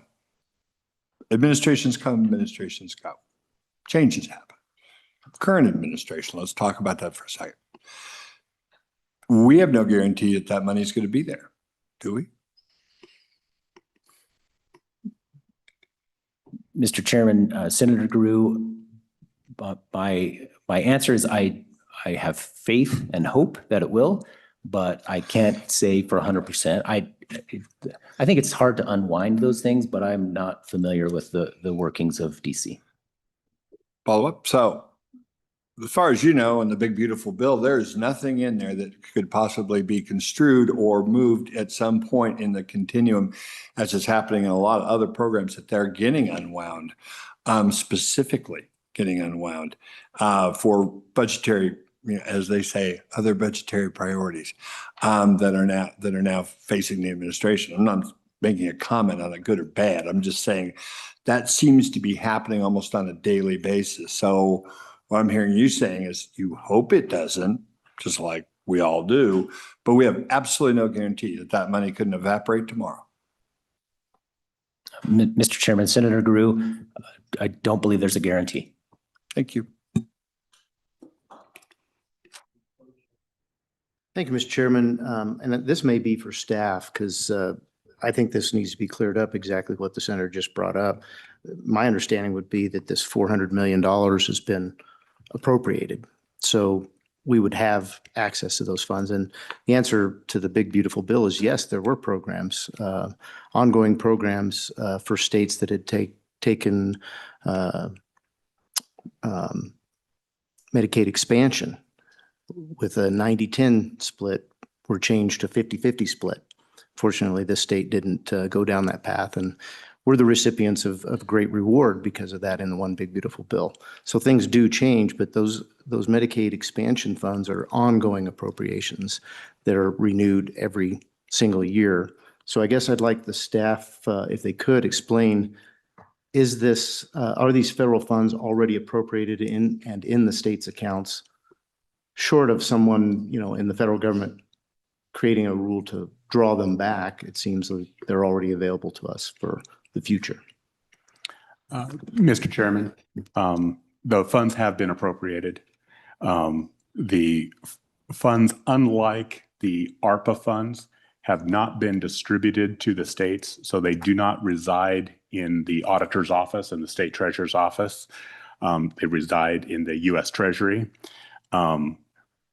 As Mr. Durrell indicated, the state has begun to obligate those funds. So once you have an obligation, I'm not saying it's impossible, but it is very difficult for the federal government to unwind those contracts. Is it possible that there is a rescission of some point with some future bill with the remaining funds that are not obligated? Technically possible. And Mr. Chairman, if I may add as well, the state currently has about $211 million in hand is how much we have received. We've seen the 11s that we've shared with the JAC that show those funds being accepted. There's about $136.1 million that the state has yet to receive of those funds. Okay. Any other questions? Any other questions? I have one for Durrell before he leaves. Yeah. Okay. Thank you, Mr. Chairman. I just want to ensure, because there's no explicit language in this bill regarding the succession loan program. Is the succession loan program within some of these programs that are being eliminated, or is it still being untouched by this bill? Mr. Chairman, Co-Chairman Bear, it is part of the challenge loan program, which is contemplated by this bill to be removed. Okay, so the succession loan program would be eliminated if this bill were to pass as it exists today. Mr. Chairman, Co-Chairman Bear, that's correct. Okay, thank you. Okay, other questions? Okay, Mr. Durrell, what I think I'd like to do then is give you another minute. We're going to take additional public comment on LSO 42. We'll amend it if there's any amendments or changes. Then we'll go on to the next bill. And as I said earlier, we won't be taking any votes until October. Do you have anything additional on this particular bill? Mr. Chairman, no, sir. I have no additional comments on this bill. Okay, great. Appreciate it. Other public comment on 27 LSO 42? Anything? Anyone?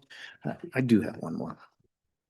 One more question? May I ask Mr. Durrell one more question? Yeah, okay. Yeah, I had mentioned it earlier, Mr. Durrell, if you could, on the Wyoming Energy Conservation Improvement Program, what were the activities under this program? You had suggested it be transferred to the WEA, and there are no funds. So just curious how this program, you see it being useful in the future.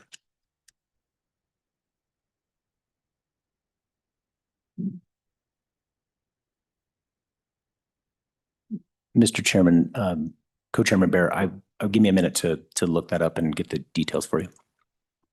Sorry. No problem.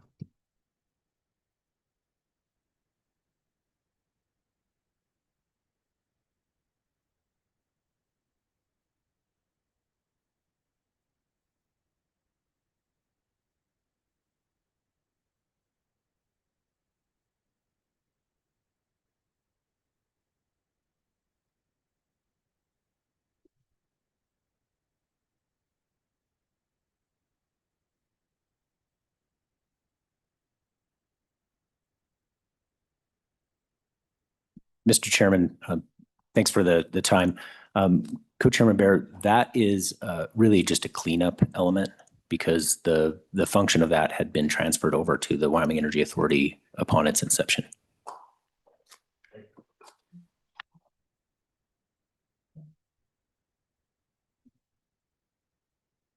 Please come on up. Public comment.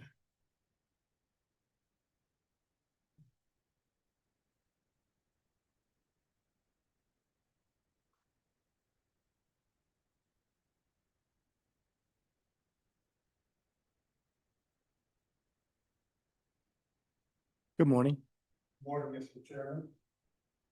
Members of the committee, thanks for the opportunity to be here today. I'm Brad Ensley. I'm the CEO of the Wyoming Chamber Business Alliance and also in my capacity as the Vice Chair of the Wyoming Economic Development Association. And I'm joined today by my partner in crime, Betsy Hales, the CEO of Cheyenne Leads, another practitioner who was also. Mr. Chairman, if you could turn on his microphone.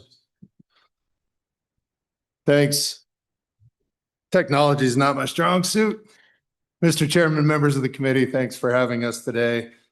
I'm Brad Ensley. I'm the CEO and president of the Laramie Chamber Business Alliance and concurrently serving in my role as the vice chair of the Wyoming Economic Development Association. Today I have with me Betsy Hales, the CEO of Cheyenne Leads and WEDA's legislative chair. WEDA is the economic development organization for the state that kind of aligns all of the local practitioners with the cities, counties, boots on the ground at the local level. Today we're here in a bit of a joint capacity with WAM and the Wyoming County Commissioners Association, representing a full spectrum of local government, economic development, grant applicants, loan recipients, and communities that work every day to build a resilient Wyoming. As part of the work that you've been doing, we've reached out to our members and did a survey as to what programs are being used, what programs aren't being used. And I think for the brevity of comments, we'll just jump to Betsy talking about that and then come back to kind of what our guiding principles are as we look at programs at the WEDA level. Good morning. Thank you, Brad. Betsy Hale, CEO of Cheyenne Leads. And as Brad said, I'm the legislative chair for the Wyoming Economic Development Association. We just surveyed our membership to assess the usefulness of several of the programs that you're talking about today that could be potentially eliminated. And we asked our members, which programs do they believe provide the greatest value to Wyoming's economy? While our survey responses were only 21, please remember these are the 21 people that are boots on the ground and actually utilizing the programs in their communities throughout Wyoming. WEDA's membership survey suggests that Wyoming communities and economic development professionals see value in a broader range of economic development tools than what we're currently proposing in this legislation. While WEDA members support eliminating or reconsidering clearly underutilized programs, such as the natural gas fueling infrastructure loan, the survey strongly supports retaining programs that have been recommended for elimination, including the Workforce Housing Infrastructure Program, large projects loans, community facilities, and the Brownfield Revolving Loan Fund. For programs with mixed results or utilization concerns, such as Main Street loans, SBIC, and the Partnership Challenge Loan, the survey supports thoughtful reform and modernization rather than wholesale elimination. The overall message is to retain tools that meet demonstrated community needs, reform those that are not working efficiently, and eliminate truly obsolete and unused programs. Our survey provides a strong argument that we should not simply eliminate programs because they have experienced low utilization or because their functions could theoretically be folded into another program. Low utilization should be evaluated alongside program awareness and outreach. What we found through the survey that on many of these programs and funds that are being suggested to be eliminated is there was an incredible lack of unawareness. Our members just weren't aware that some of these programs existed and what they could be used for. So we feel like there needs to be some thoughtful reform and some investigation into the boots on the ground practitioners. So before eliminating a program, we would hope that you would consider whether it has been adequately marketed and whether its structure and its application process, which is also another concern we heard in our surveys, is that the processes take a long time and they're often very difficult. And as many of you in this room know, in rural Wyoming, you may have one person who may even be a volunteer that's trying to help their communities access these resources. And so sometimes it's a little less about the program and more about how do we get to it?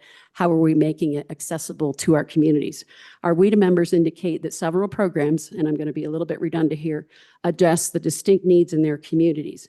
The ones that we feel are most important to consider retaining our workforce housing, large project financing, community facilities, and we do support the Brownfields program continuing, and a relocation to DEQ would be fine as well. So those are my comments, and I'm happy to answer any questions, Mr. Chair.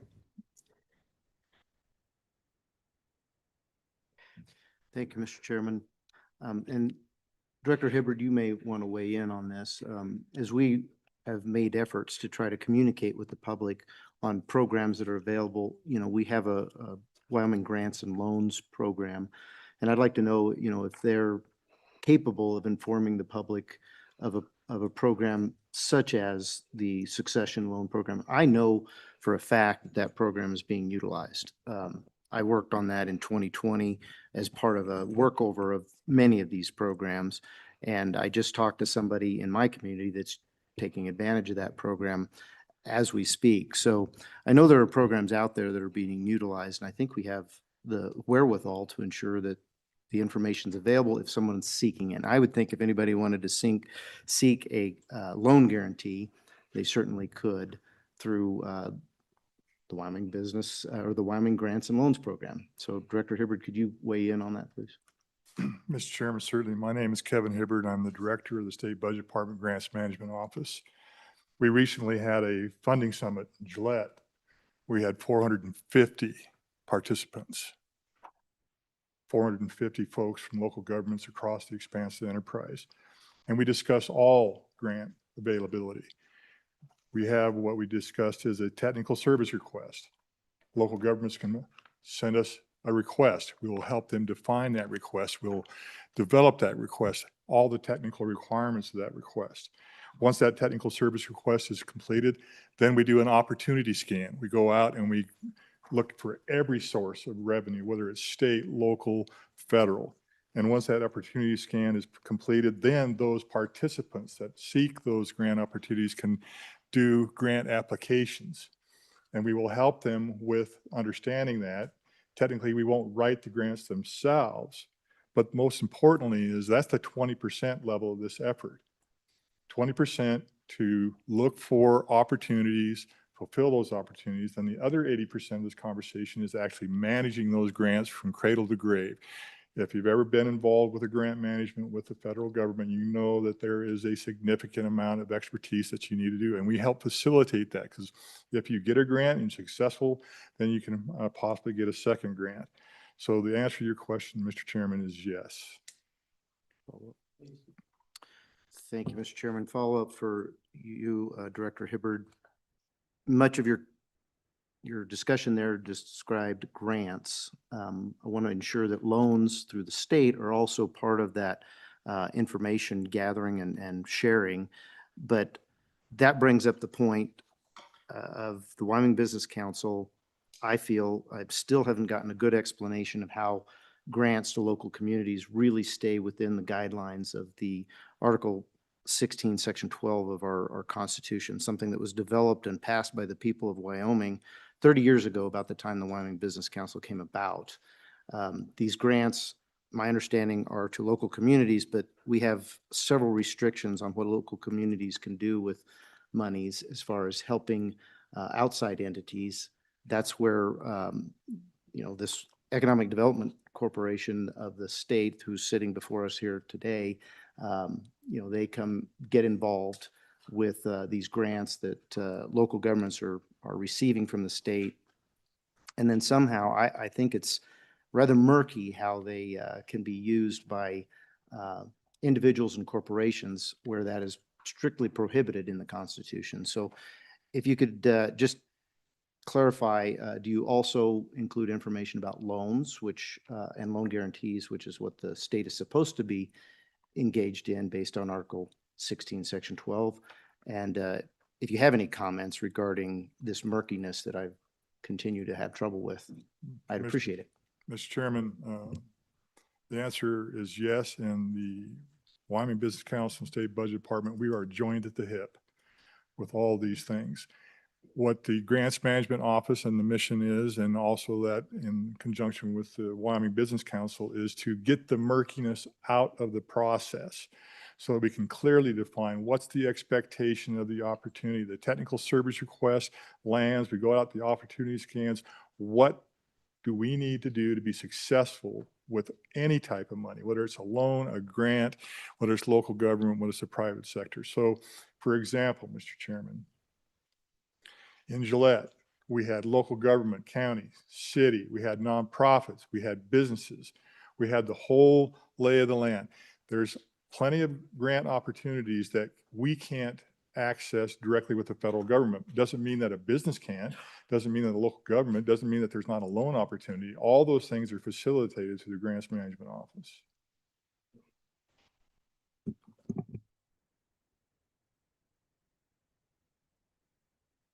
Mr. Chairman, I would just share a couple of things. When we approach as WIDA, how does it fit in? We look at what's the strategy to implement, and we always look at how can that be locally driven and then pushed up to the state. So what's the strategy with the program that might be implemented? The second thing we look at is what's the structure? How do you apply for it? And I think this is one of those gaps that we find in Wyoming a bunch. Just at our planning meeting yesterday, we had a deep conversation with a small town county in the basin. They were like, we don't have the capacity. Like, how do we even start to approach getting to this? And I think that's a twofold. It's our organization, it's WIDA. How do we create that capacity for that local community to approach these programs that then, maybe increase capacity, maybe get you to broadband, maybe get you to, it's literally a question of, we don't have the capacity to even approach this system. And we need to work on that as practitioners. Then it's, where's the funding going to come from and is it funded? And I think some of the programs that we look at in this exercise are, they didn't have money, so nobody approached it. And then there's we didn't know it was there. And then did it sit at the right spot? Or all three questions we get from practitioners around the state. Well, I thought I would have gone to DEQ for brownfields. Well, I thought I would have gone to, and so there's some alignment now on where that's moving to. And then I think the real question that everybody faces in the state, whether that's as a local economic development practitioner or you as a sitting member of the House or Senate, is what's the accountability process for these funds? If you're getting funds from the state, and I think that's a guiding principle that we're looking at. How do you make sure that those are accountable? They're going to where they're meant to go and get put to that use. The communities that we're here representing aren't here to protect the status quo. We're here to make the system better. We're committed to being a seat at the table to work as long as those local voices build up to what the state system is. With that, I'd answer any questions. Thank you. Thank you, Mr. Enzi, for being here. I think you heard my comment about the murkiness of grants that the state is somehow involved in that I believe come very close to, if not actually crossing the line of being unconstitutional. We have a bill draft that we haven't discussed yet, but it's 44, which gets into the business-ready community, which is where we get into grants versus loans. And I appreciate the loans. I appreciate my vice chair's comments about loans, but clearly the people spoke in 1986 that loans and loan guarantees are a proper role of government in economic development. We can disagree, but the people spoke in 1986. But when it comes to grants, though they go to local governments, oftentimes I see where these are being utilized for buying a capital entity and then making that entity available to, a corporation. And that, to me, it violates Article 1, Section, let's see, it's Article 3, Section 36, as well as Article 16, 1, 2, and 6, where the state's not supposed to do that. This new bill draft does a pretty good job of putting sideboards on it, saying you can't lease this stuff out to these corporations. You have to operate it. You have to, you being the local entity that receives the grant, has to own it and operate it. So can you explain to me how this murkiness, how we've gotten where we're at today, where a corporation can come in and say, well, I want you to build a building for me and I'll lease it from the local entity? Because that leasing, it to me is a violation of the Constitution. Can you help me with that? Mr. Chair, Representative Bear, since I was in about fourth grade in 1986, I can't help you with 1986, but I can tell you that the program's been utilized around the state, and I can speak from kind of our experience in Laramie of how that has worked and not worked very transparently. So typically the way that we've set those up is the city applies, then we manage the building with a buyout period at the end. To the constitutionality or the legal ramifications you're talking about, I'm not an attorney. And like I said, the program had evolved before I became a practitioner. I think you do put the boundaries on it. My caution in 44 would be the goal, and I'm not sure there in the process, was kind of to build local capacity with funding so that a local entity builds the capacity to be able to do projects on their own. And so I think, you know, kind of in a practice, I think that's where it went to. As a local practitioner, I can tell you, we'll always go to what the rules are. As the rules changed, my board offered about 14 pages of comments to the last rule change. And, you know, some were heard, some were not heard. You know, that's part of an open government process. But whatever the rules are and wherever the boundaries are statutorily, you know, it's our job as economic developers to pivot, work within those, and continue to grow the space and grow the economy. So we would like to see more local recapture, but if it's the will of the legislature, a different direction, we're happy to play under those rules too. I'd also defer to Betsy because I think she has some experience in this too that might be beneficial to your deliberation. Chairman Salazar, Representative Bear, I'll give you two examples, and I think one would be perceived as a success and a continued success. One would be perceived as potentially not a success, but it ended up being a success. And so the first one would be Magpul, which is in a building in our Cheyenne Business Parkway Business Park. We're coming on the conclusion of their BRC period, their term. In about 3 years, they will have paid their lease payments back to Cheyenne Leads, which in turn we've paid the portion of the state's funds back to the state.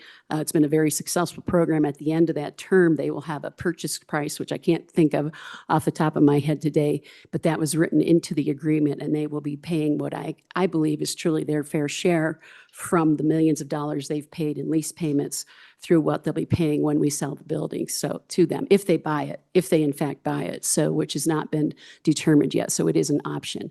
The second story is over in Pine Bluffs, Wyoming, where a BRC grant was given to Wyoming Malting, which today is known as Pine Bluffs Distilling.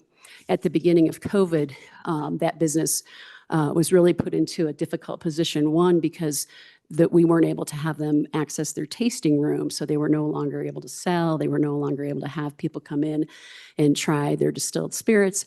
And then also the marketing of the malt for beer that could be made at custom brewers hadn't picked up as much as they had anticipated. And so rather than, and I was just new here in 2020, and rather than have an empty building that Cheyenne Leads and the state of Wyoming would own, I was able to sit down with Director Durrell, and at the time, their loan representative at the Business Council, and we actually looked at what will it take to make the state whole so that you don't have a loss, and what will it take to make our Economic Development Joint Powers Board so they won't have a loss, so those resources could be deployed back into other things, and should leads eat the loss, right?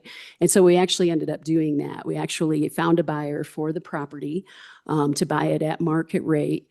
We took those funds and we paid the state back fully, not over the 20-year period, but at time value of money. It was a payment in full. And so I appreciate the Business Council and Director Durrell's willingness to do that, and the willingness to work that out so that we had a going concern business there. Then we also made the Joint Powers Board whole with $400,000, and then Cheyenne Leads, we did not receive any funds back. And so I won't say it took $900,000 out of our coffers. It was just revenue that we didn't receive through those lease payments over time. And so I think these deals are messy, and I think they are really murky. And so I won't say that the program always works, but I think there's ways to get solutions where that revenue does come back. Thank you.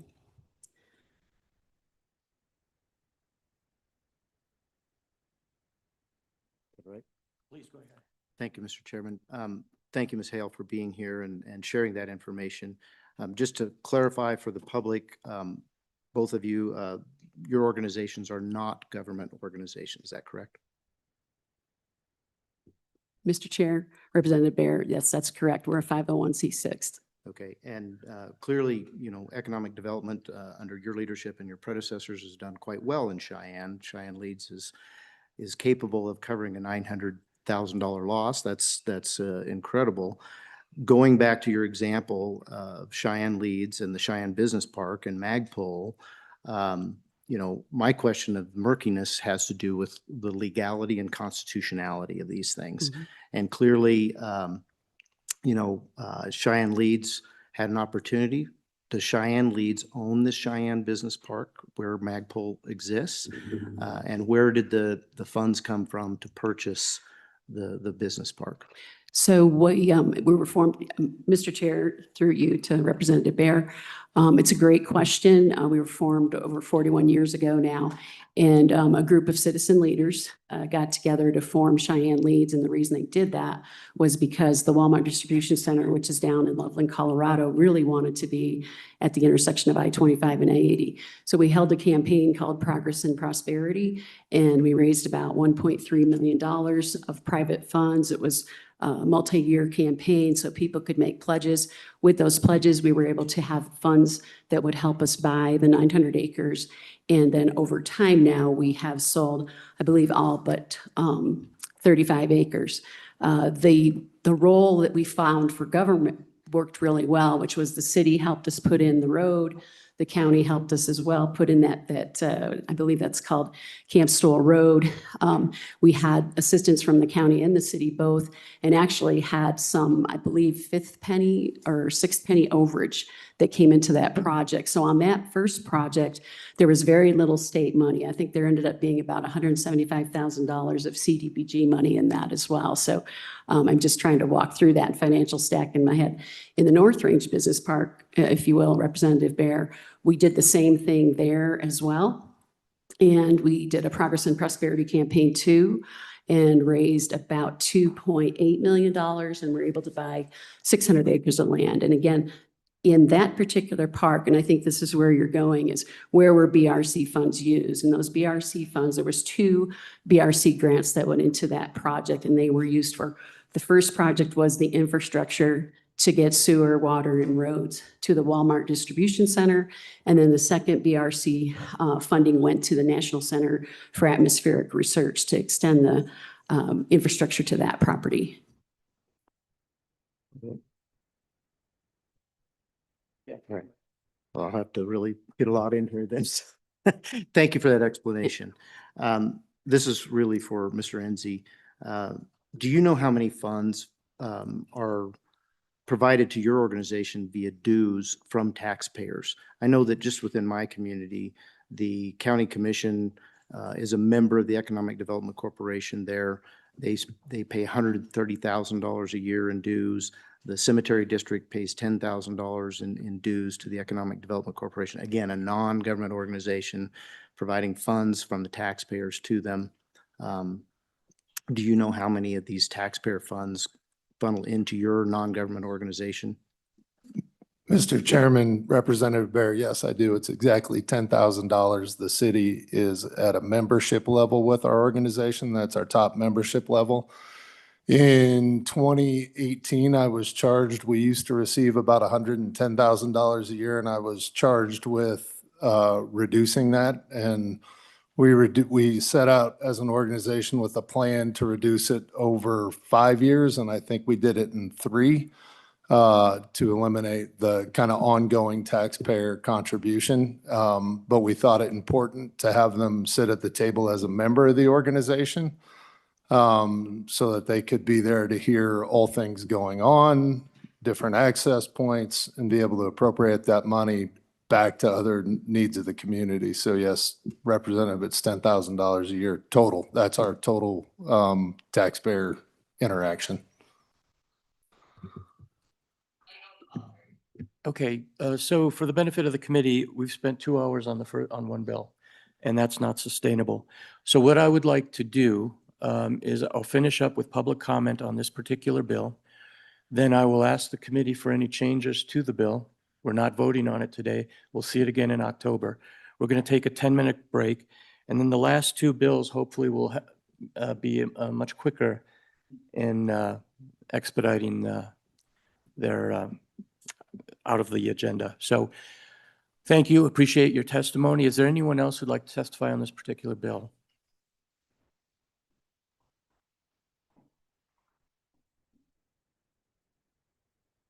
And I want to be fair to everyone, but if we've heard the comments and maybe something new, appreciate it. So please go right ahead. Thank you. Good morning. Good seeing you. Good morning, Mr. Chairman, members of the committee. My name is Catherine Wilkinson. I'm here on behalf of Silver Star Communications. Some very brief comments to take you back to the Broadband Development Fund. We would ask that you consider retaining that fund. There are significant projects that could qualify for the funding, but due to the current requirements, there is a significant hurdle with the applications for those fundings to be awarded.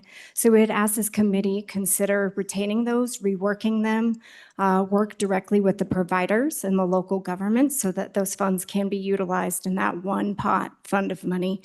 With that, Mr. Chairman, I'll keep it very brief and I'd stand for any questions. Thank you. Up to questions if there are any. Yes, sir. Good Mr. morning. Chairman, Mark Cowan, Sweetwater County Treasurer, and also the Chair of the Sweetwater County Economic Development Coalition, which is the hat I'm wearing today. I come before you to testify on the Assessment to Action program administered by the Business Council. That program has been instrumental in helping us identify the problem that we have in our community for development and growth.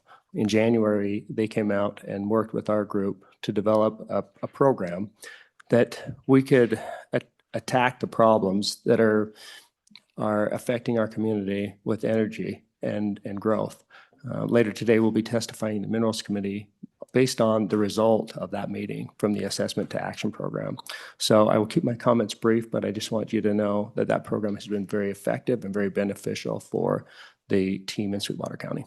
Appreciate that. Appreciate your comments. Mr. Mayor, how are you? Well, sir, thank you. For the record, I'm Mayor Patrick Collins from the city of Cheyenne. I'm also a board member for the Wyoming Association of Municipalities, and I know time is running out here, so I just want to be brief. We are concerned about the elimination of these programs. Economic development happens at the local level. It happens with agencies like Brad and Betsy just spoke to, and also in our local communities and counties. And you know, I think we need a more thorough review from our group, and I think the survey shared from Betsy and Brad share that, you know, I think we need a more broad conversation before we eliminate those. For the city of Cheyenne, the Brownfield Revolving Fund is definitely a project that we're concerned about. We've been getting a direct appropriation from the EPA for a number of years, and for some reason that was just eliminated. So it's something that we see ourselves very much needing as we take challenged projects on. We need those funds and availability to do that. And so we would just ask that, maybe we pause this and make sure that the local level and our economic development professionals have weighed in before a decision is made. Thank you. Good morning, Mr. Chairman. Rennie McKay, President of the Wyoming Business Alliance. For those of you who've heard this before, I apologize, but we are the organization that advocated for the creation of the Business Council in the 90s, and that really came out of the 80s when the businesses of Wyoming had faced such a stark recession and impact to their ability to survive. So came forward to advocate for the creation of a state economic development entity there in the 90s. And so as I continue to talk to our members from every industry in Wyoming, every corner of the state, every size of company, they all continue to really believe that we have to have an economic development agency in Wyoming. It's really important that we're trying to figure out how to make sure that we continue to have prosperity and that the businesses here can grow. Because if you're not growing, if you're a business, you're perishing and you're choosing somewhere else. So really appreciate that you're digging into this bill to look at programs and reform of the Business Council. There's certainly some big concerns and small concerns and a lot of uncertainty in the business community about exactly where the Business Council is, how they can use it in their community to help them, or they'd love more awareness about it. They'd like more of a voice at times. So I think as you're looking at reforms about who sits on their board is certainly a great question. The housing program is really, really important to the businesses of Wyoming right now. And again, not necessarily funded right now, we understand that, but just trying to continue to provide tools to deal with the housing issue in Wyoming is really, really important. So thank you for digging into this bill. Thanks to the subcommittee for doing some of this reform work. And the business community is very I'm glad that you have this. We do continue to say it would be great if you did a name change in your reform process on the organization so we avoid any confusion. But with that, Mr. Chairman, I'm here for questions. Thank you. Individuals, anything? Appreciate all of you taking the time. Thank you very much. Other public comment or anyone online? Any other comments? Then I will close public comment. Committee, LSO went through the bill. You've had it with you for a while. Any changes, any amendments to, yes, Representative Pendergraph? Thank you, Mr. Chairman. I would move that we add the business-ready communities to the list of programs to delete from the Business Council. And if I have a second, I will explain my reasoning. Second is given a second. You have a second. Go ahead. Thank you. There's definitely a need here. That is not in question. And we've talked about and heard very favorable response to the idea of the community consensus procedure. Given the choice between the two, I would definitely go with the community consensus for a couple of reasons. One of is that it makes decisions local rather than having a central board at the Business Council make determinations for each of these communities, each of these counties. They can do so individually.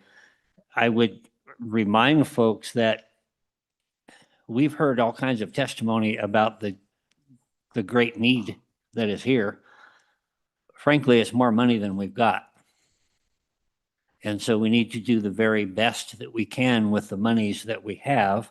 And if you have two programs basically doing the same sort of thing, then you've doubled the overhead, you've diminished the amount of the effective dollars put into it. And so I would say that I would move that the business-ready communities onto the list to be repealed, and that we focus more on the community consensus program and allowing local governments to determine their own destiny. Thank you, Mr. Chairman. To the motion, I'm going to speak against it. just because my understanding is that the community or the county consensus funds really are meant to address maintenance of existing infrastructure. So to take care of what we already have, which is essential. That's a building block. Whereas the BRC program is meant for growth. It's meant for new infrastructure, new opportunity, for business expansion, so that there are distinguished, there's differences between these two programs, and it's not one or the other, it's both and. Thank you, Mr. Chairman.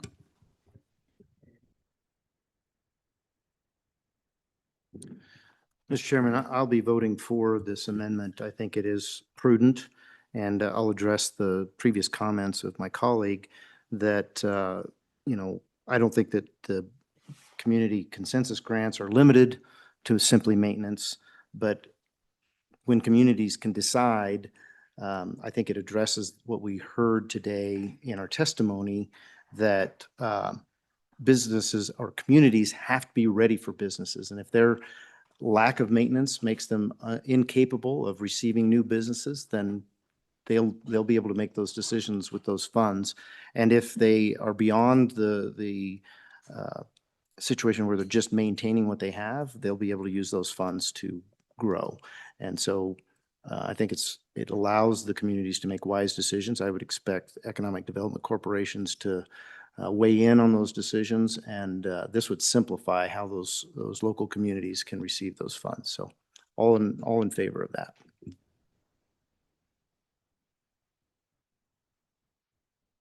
Thank you, Mr. Chairman. Very briefly, to address the comments of my colleague here. The community consensus grants address whatever we say they do. And if there's a weakness in how it's framed right now, we just alter that. But the point remains, to set up two programs, you have double the administrative cost, and we're frankly wasting money doing that.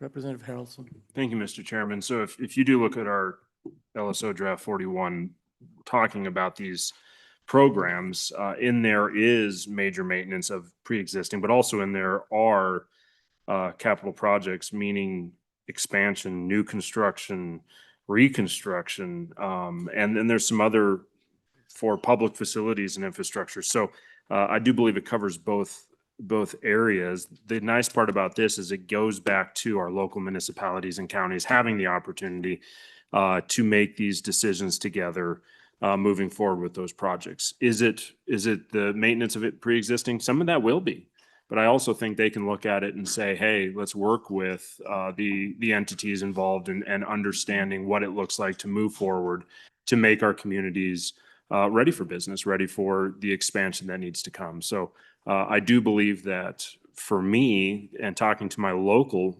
municipalities and county, they said this right here is a huge tool in their toolbox that needs to be there. And at least in my county, very much more than the other program. And so I think that this is an option that if it were to be robustly put together in a way, it could fulfill both needs and be useful moving forward into the future. So on and for the amendment.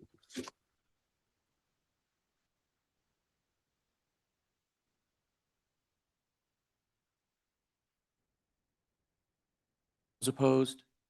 Nay. Okay, that amendment is in the draft. Any other changes to Representative, Mr. Co-Chair? Thank you, Mr. Co-Chairman. I am going to ask for an amendment to reinstate lines 16, or I'm sorry, strike lines 16, 17, and 18 on page 3. This is the Wyoming Partnership Challenge Loan Program. And if I can get a second, I'll explain. Is there a second? Second. My explanation is simply twofold. We addressed eliminating the Wyoming Business Council in the last session, and that was denied by the legislature. So we have committed to reforming that. And I would say that my very last discussion here with our testimony, or those giving testimony, was that loan programs are exactly what the Constitution provides for, and that's what this particular program is. So I would say continuing this program of loans is appropriate, whereas these grants that we just eliminated in the Business Ready Community Grant Program was also appropriate. Discussion? No discussion? Representative Harrelson? You seconded, right? Okay, we have an amendment on the table. All those in favor say aye. Aye. Those opposed? Carried. Any other amendments? Any other amendments to 27 LSO 42? Okay. With that being said, then we will see that in October LSO. And right now, we're going to take a 10-minute break.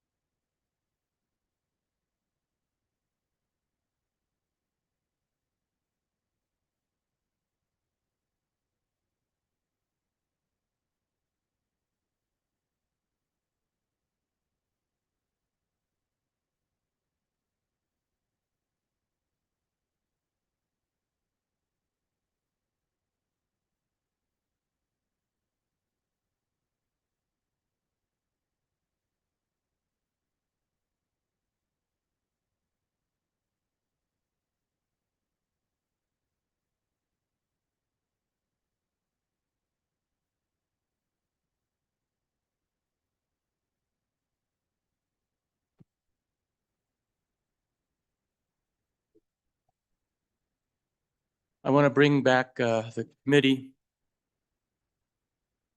to order.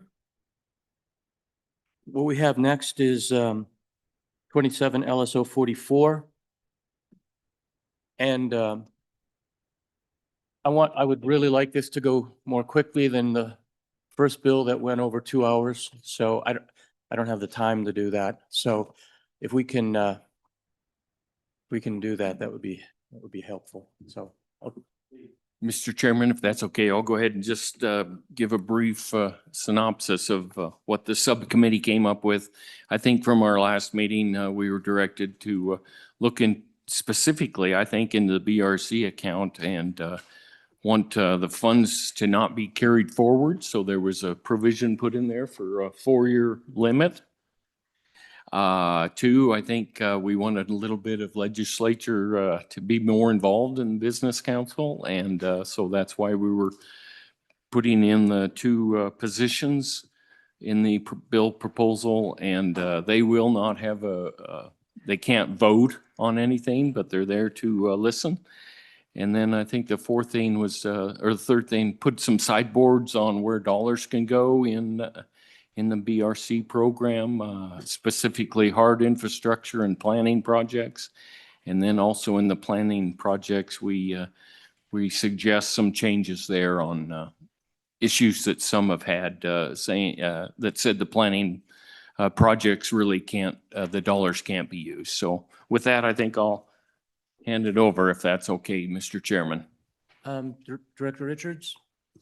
Mr. Chairman, on this one, I think Ms. Reveley will walk through the bill for introductory comments only. The Joint Minerals Business and Economic Development Committee meeting this morning does not have a bill comparable to this. So this will be different between the 2 committees, 2 bodies, should you wish to proceed with it. Thank you, Mr. Chairman. Tamara Evely here.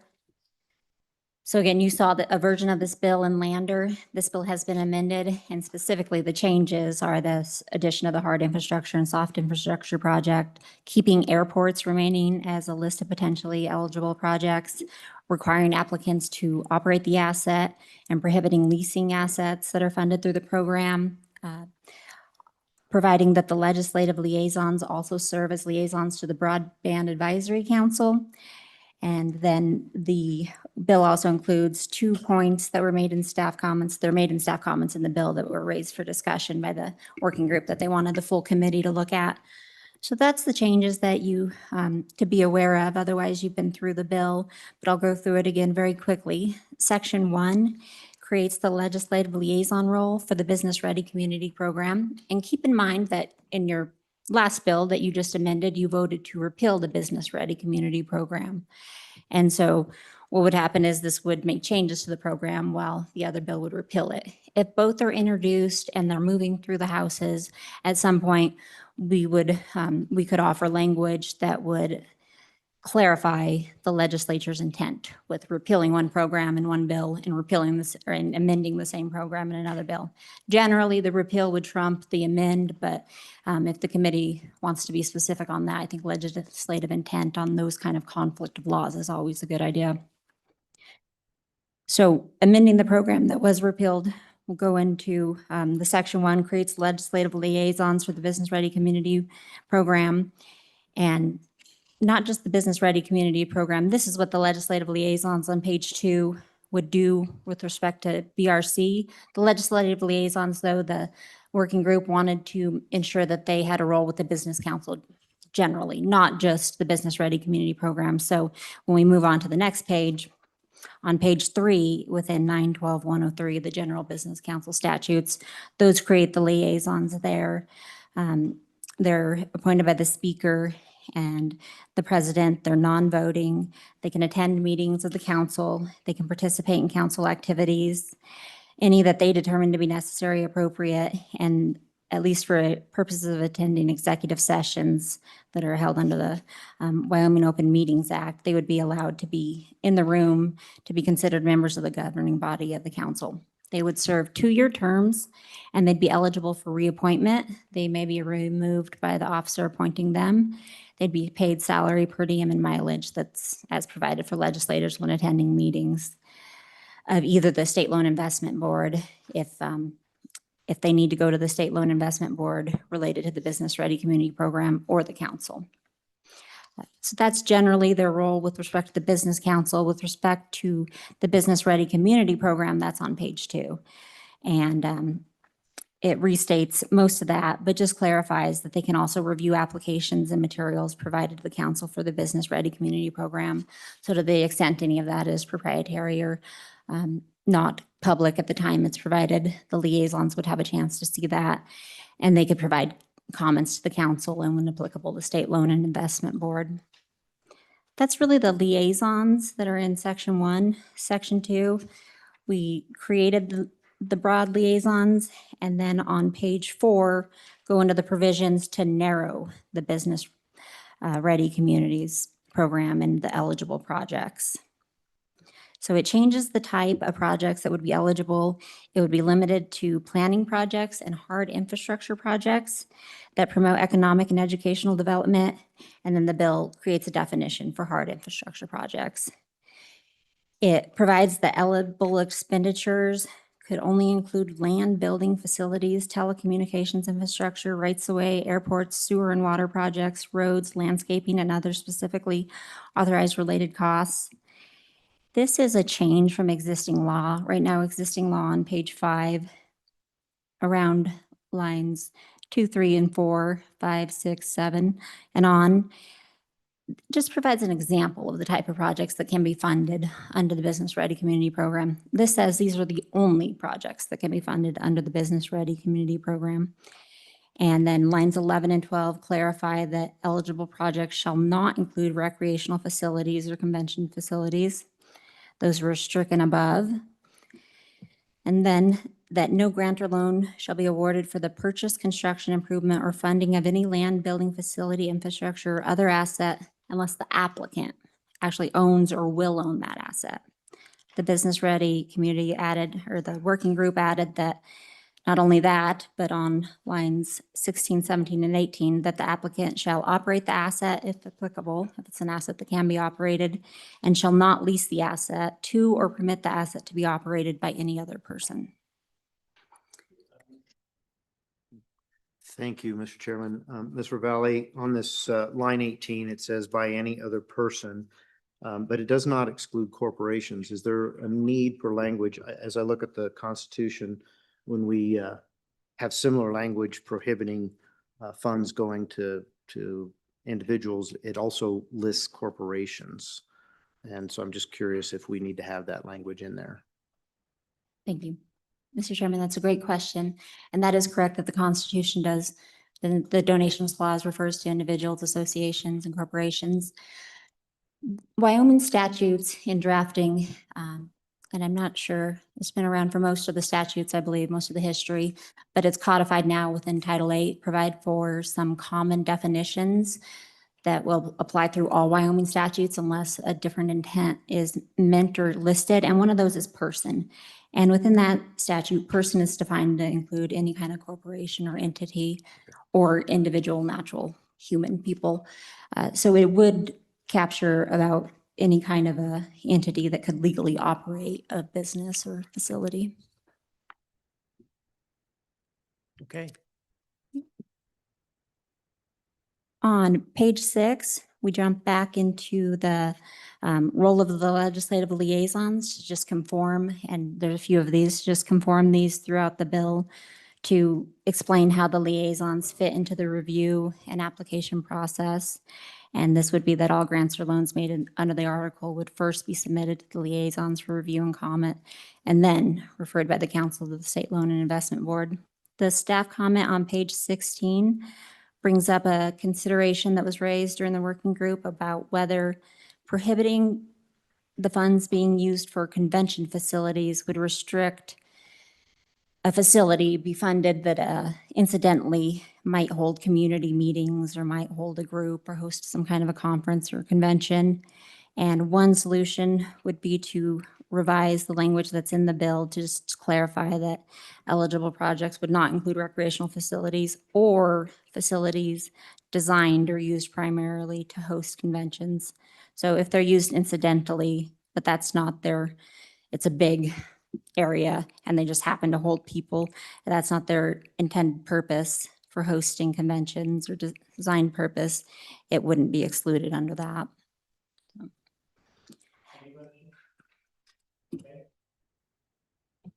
The bottom of page 6 and on to page 7. Changes from 3 years, the multi-project award, to 4 years. That just matches the reversion date that we'll come to in a bit. Subsection N, continue conforming changes to bring the legislative liaison role. Subsection K, paragraph 3 is this new definition of hard infrastructure project. And this definition isn't well known or well used in Black's law or in cases. It was developed for this bill draft and to try to capture the things that were intended in the bill draft. And so it says that hard infrastructure project means a project for the purchase, construction, improvement, or funding of land, a building, facility, infrastructure, or other physical asset. Hard infrastructure projects shall not include soft infrastructure. And similarly, soft infrastructure is a well-known term in research and colloquially, but here it's defined to mean a project consisting of programs, services, or operations related to education, workforce development, business assistance, health or social services, legal or financial services, or general government administration. And that general government administration in this definition was worked by the working group.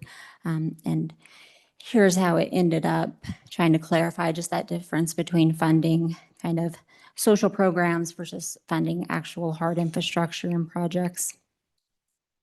Then the staff comment on page 8 brings in another area that was discussed by the working group but was not decided on to be included in the bill, and that's changing these planning grants. So under the bill, there can be planning grants and there can be hard infrastructure program grants and loans. And this would clarify in those planning grants that changes some of the restrictions on them. Right now, planning grants and loans shall not exceed 2% of the total appropriation in any fiscal year.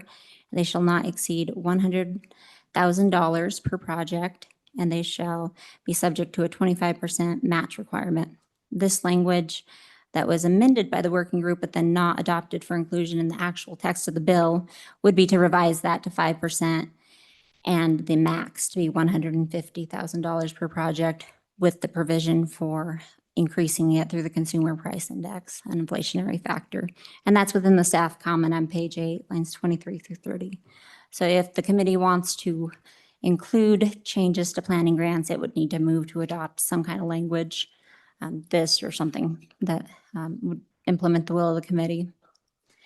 Moving on from the staff comment, page 9, this is that provision related to the amount of time for which the BRC appropriations remain available before reverting. At the prior meetings, the committee discussed and heard about appropriations that the count building and remaining and not being used. This would clarify that any funds appropriated to the account prospectively, so after the bill is implemented, July 1st, 2027, would have this 4-year clock. They would remain available and in effect until June 30th of the 4th fiscal year following the fiscal year in which they were appropriated. And then on that date, if they're not expended, they would revert as otherwise provided by law from the account that which they were provided from. On page 9 and on to page 10, continue a conforming amendment to bring the legislative liaisons into the application process. And then on the bottom of page 10, 912-1509 relates to the Advisory Council for Broadband. And of course, in your prior bill draft, you are eliminating or repealing 912-1509. But if that doesn't pass, and same thing, you're amending a program in one bill and repealing it in another, if that's left in statute and there still exists an Advisory Council for the Broadband Coordinator, this bill would amend it. And right now we have 2 legislative liaisons to that Advisory Council. And this bill would just say that the legislative liaisons that serve the Business Council would also serve the Broadband Advisory Council. So that way you wouldn't have 4 legislative liaisons doing business things.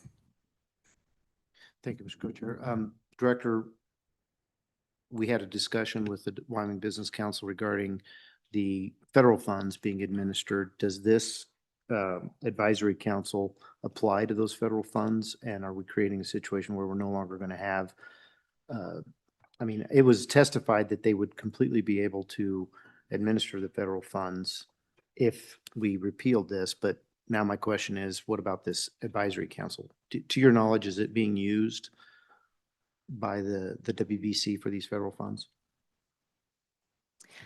Mr. Chairman, I think that I can comment at least on the statutory structure. And the statutory structure is that this advisory council serves the state program. And those statutes are numerous, setting up the advisory council, directing the appointment of a coordinator, and directing the duties of the coordinator and the advisory council and setting it all up. So there are perhaps 9 sections or so that create that advisory council. And so by repealing the federal program, you're also repealing the advisory council, those legislative liaisons, and all of those provisions and those duties that they have. They might currently play a role with federal funds. I think we'll have to ask the Business Council that. You could repurpose them to serve their same capacity, but for whatever federal funds, federal broadband funds are available, but they're set up in statute to be as part of the state broadband program. Follow up? Okay, let's continue.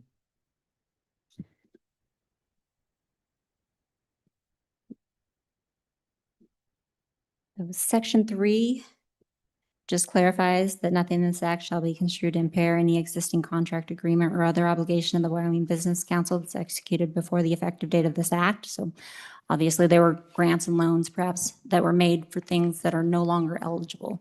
If those are made and executed before the effective date, then those could continue. It only applies prospectively to new grants or loans and other contracts or agreements entered into. Section 4 is the appropriation from the general fund to the Legislative Service Office to provide reimbursement for the salary, mileage, and per diem for those 2 legislative liaisons. That's $30,000 for the period that would end June 30th, 2028.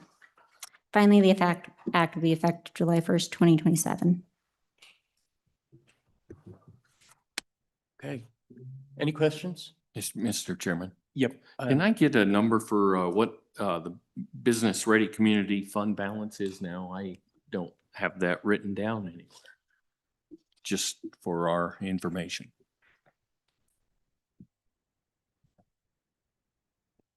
Mr. Chairman, I will have to relook it up to make sure the balance is still there, but it looked like they had, what was it, $7.5 million for this biennium right now, and then they had about $83 million last we looked through 2 different funds in the Business Ready Communities program, but I know that they might have done some grants. We'll have to again check with the Business Council on if any of that is obligated. Mr. Chairman, if I could just add a little context. There was one year where MRG funds were transferred to the BRC. So there's about 12 million of MRG funds and the balance is general funds. Under this bill, those funds would still remain available. Okay, great. Good. Anything more? Okay. Any questions? Any questions? Good. I appreciate that. We'll take public comment. Anyone with public comment on 27 LSO 44? Going? Anyone online? Okay, then I'll close public comment and we'll go to the committee. Any changes, amendments to this? Representative Pendergraph. Thank you, Mr. Chairman. I'm concerned, and it was brought up by Ms. Ravelli, that we need some sort of, I guess I'd call it trigger language, that repeal would trump an amendment, and specifically on page 9, where we're talking about creating an account. I don't exactly know what needs to be done, but I think there needs to be some clarity so that there's not confusion later. Okay, would you like to, what would you like to do? Would you like to ask LSO? Mr. Chairman, I would move that we ask LSO to recommend language that would clarify the trigger process, that if the Business Ready Community Program is repealed from the Wyoming business account, that the affecting language in this bill would then go away. I'm not wording I that think very well. LSO has that. There's a second, any discussion? All those in favor say aye. Those opposed? Okay. Any other amendments to this draft? Any other amendments? Okay. Mr. Co-Chair. Chairman, I think we'd ought to have a brief discussion because the task force left this stuff on page 8 for us to discuss. And I don't think we have done so. So I think the suggestions are good, and I would entertain, I would bring a motion to include this language that's on page 8 as a staff comment. Is there a second? There's a second. So the amendment is to draft into the draft the recommendations as put forward on page 8. 8. Yeah, I would include page 6 as well. Page 6 and page 8. Any discussion? All those in favor say aye. Aye. Opposed? Okay. Any other changes? Amendments? Okay. Let's go to 27 LSO 41. Senator.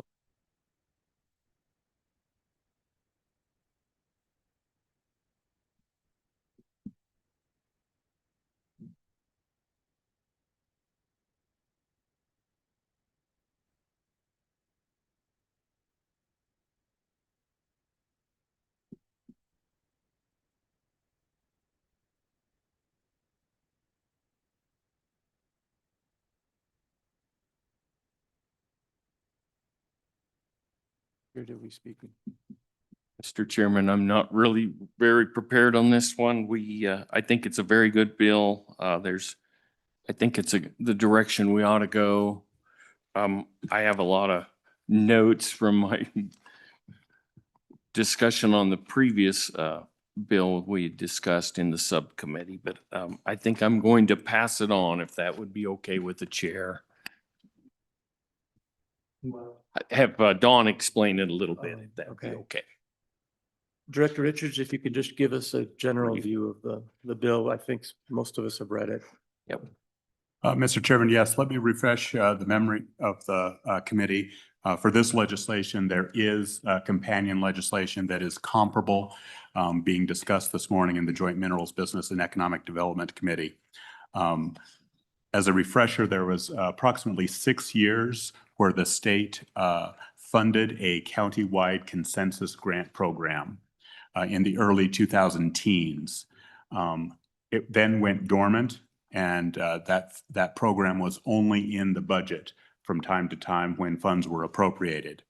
This bill before you codifies that program, as well as some additional history.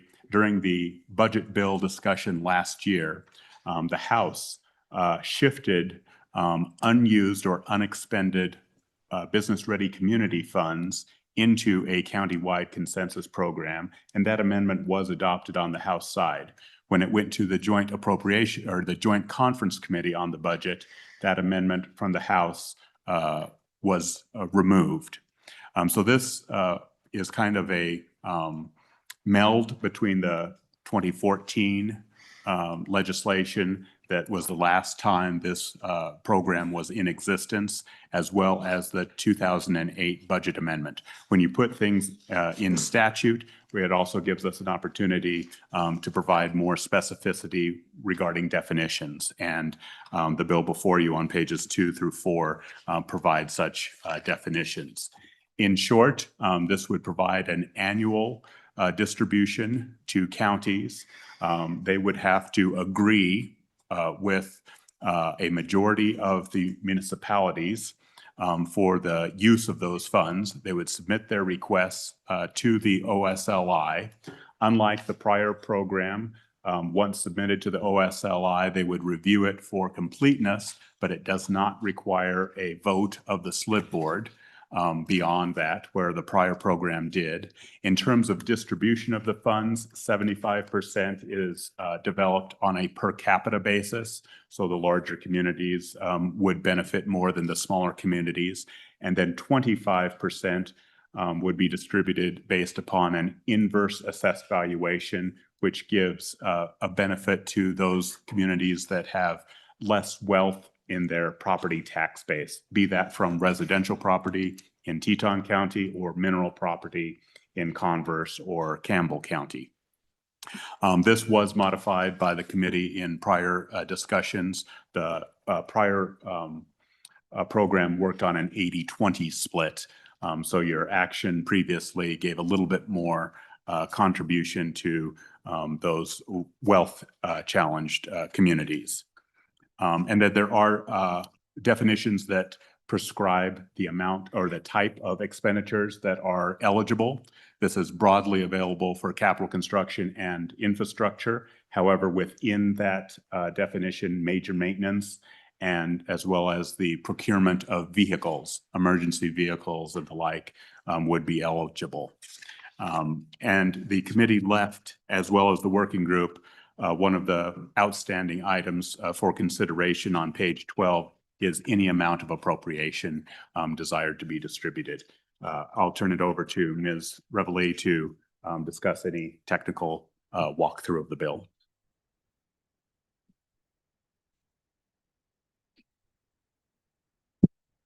With your leave, Mr. Chairman, I will walk through the bill. I'll kind of walk through the bill answering some questions, and these are kind of how I think about the major 5 policy areas that are going to be made in this bill and that you'll compare yourselves to when you see the Minerals Committee's draft. And the first is, what can the grant funds be used for? The second is, how should each county's share be determined? The third is, how should counties then decide, what's that consensus process, which projects to fund? The fourth is, what should happen with excess grant funds and funds that are not used right away? And then the fifth is, how much money should be appropriated? So beginning with that first question, what can the grant funds be used for? The definitions on page 2.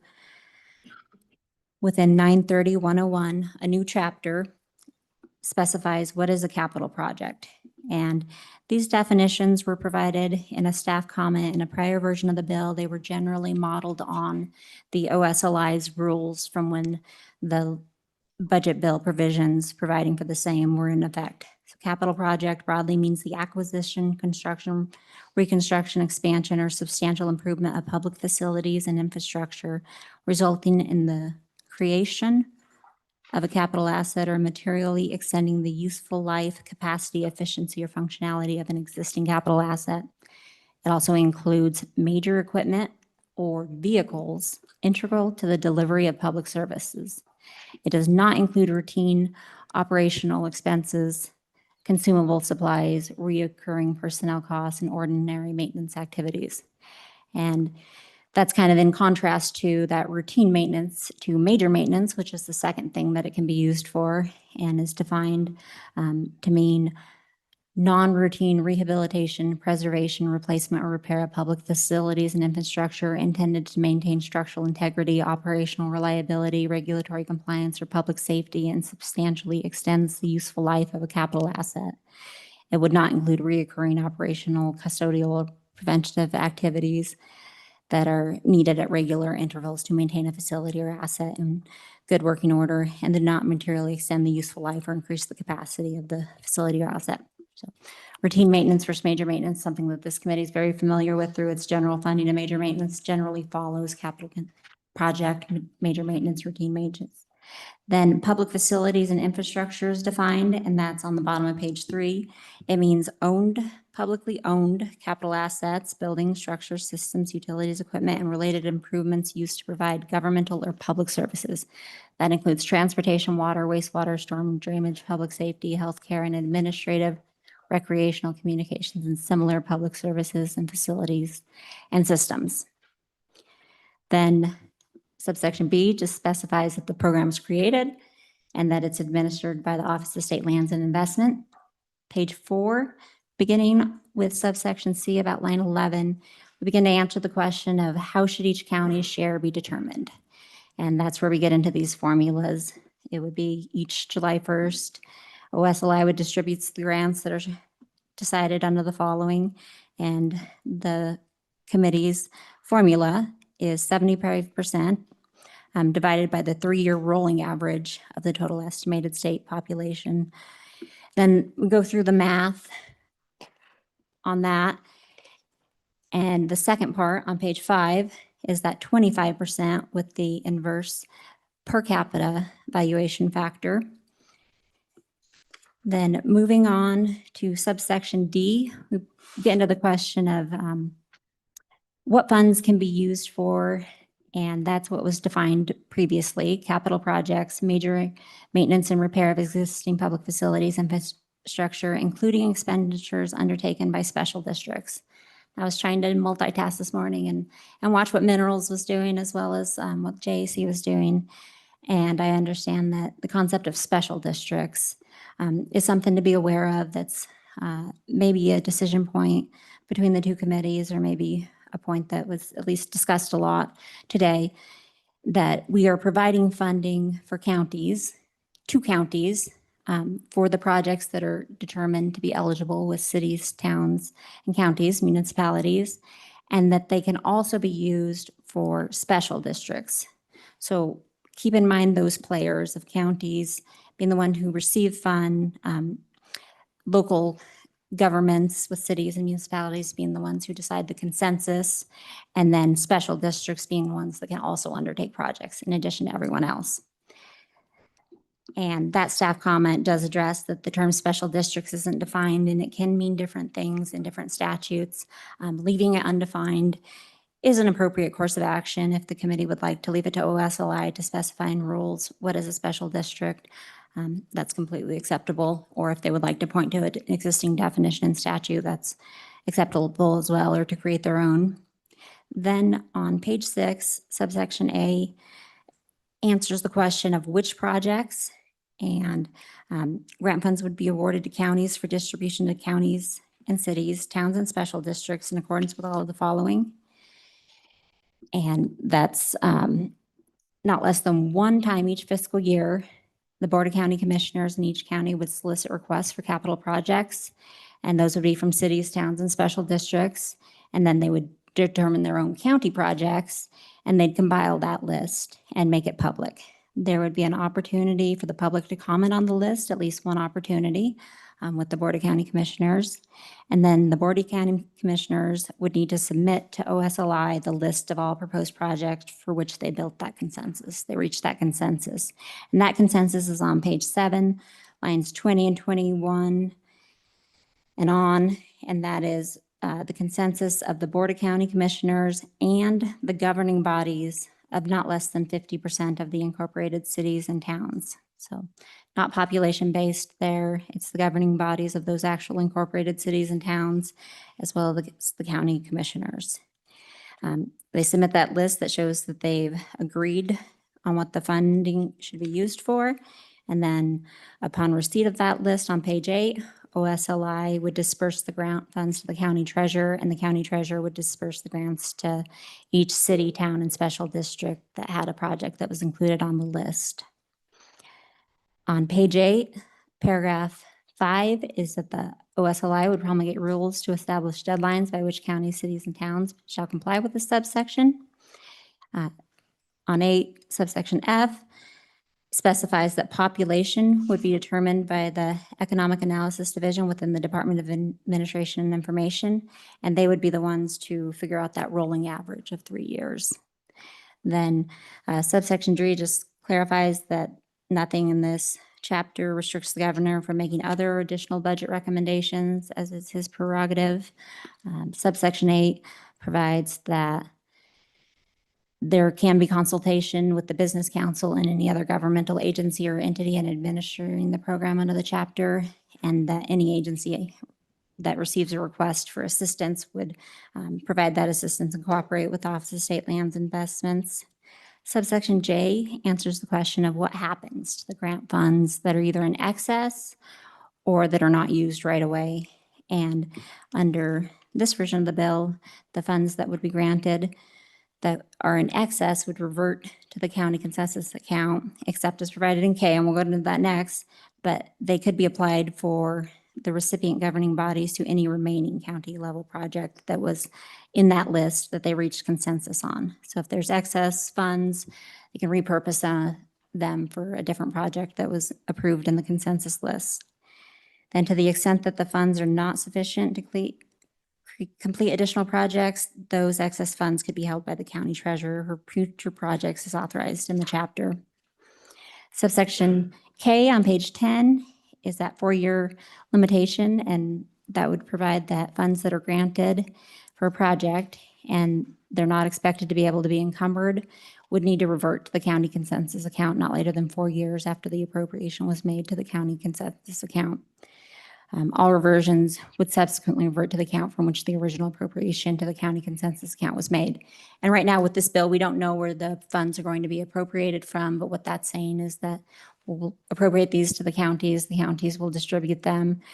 If the entities and projects are not able to be encumbered within 4 years, then go ahead and revert the fund to the county consensus account and then revert that to if it's the general fund, or whatever state account was used to make it. Subsection M is the reporting by counties to OSLI. Subsection N is reporting by OSLI to the legislature, specifically the Joint Appropriations Committee and the Joint Minerals Business and Economic Development Interim Committee. It would include the amount of funds granted during the prior fiscal year, the balance of the account, what projects were funded, the status of all those projects, and any recommendations for legislative changes to the program. Statute that's created here on page 11, 930-102 is the County Consensus Funding Program account.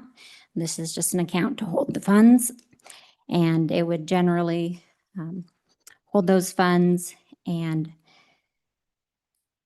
would be invested by the state treasurer's office.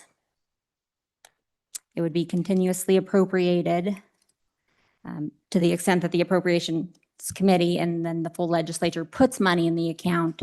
Once those funds are in the account, they're continuously appropriated, but there's no continual mechanism to fund that account. There's no earmark or statutory stream directed to it under this bill draft.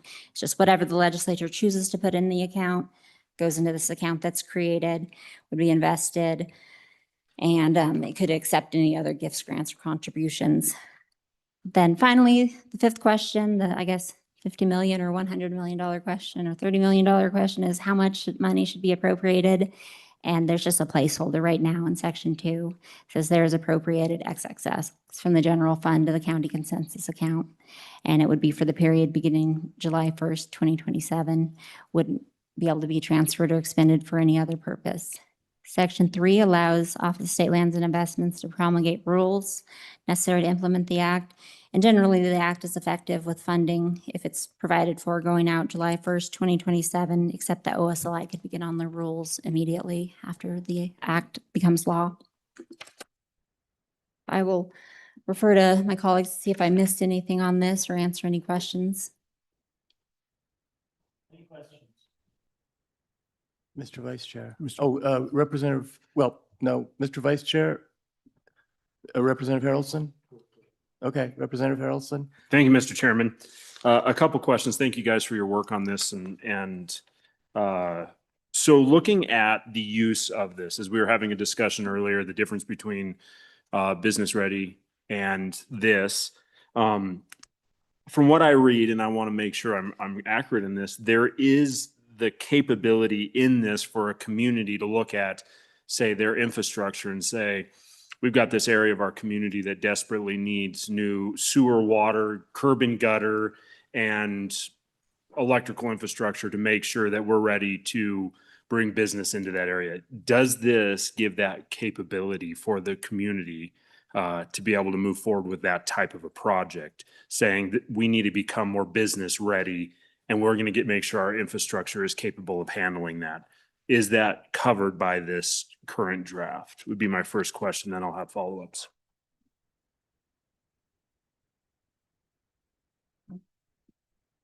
I'll try to take this, Mr. Chairman, recognizing that there's probably multiple perspectives.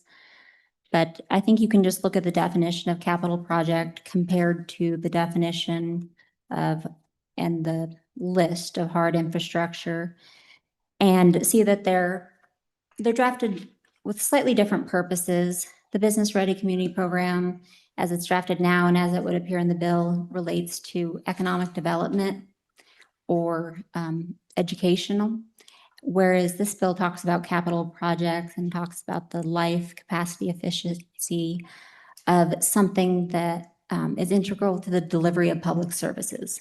So I think there's overlap between government services, public services, and economic development. You can't have economic development if you don't have infrastructure. So I'm sure there's overlap, but I think that they're drafting are slight differences and maybe the purpose, but I'll leave it at that.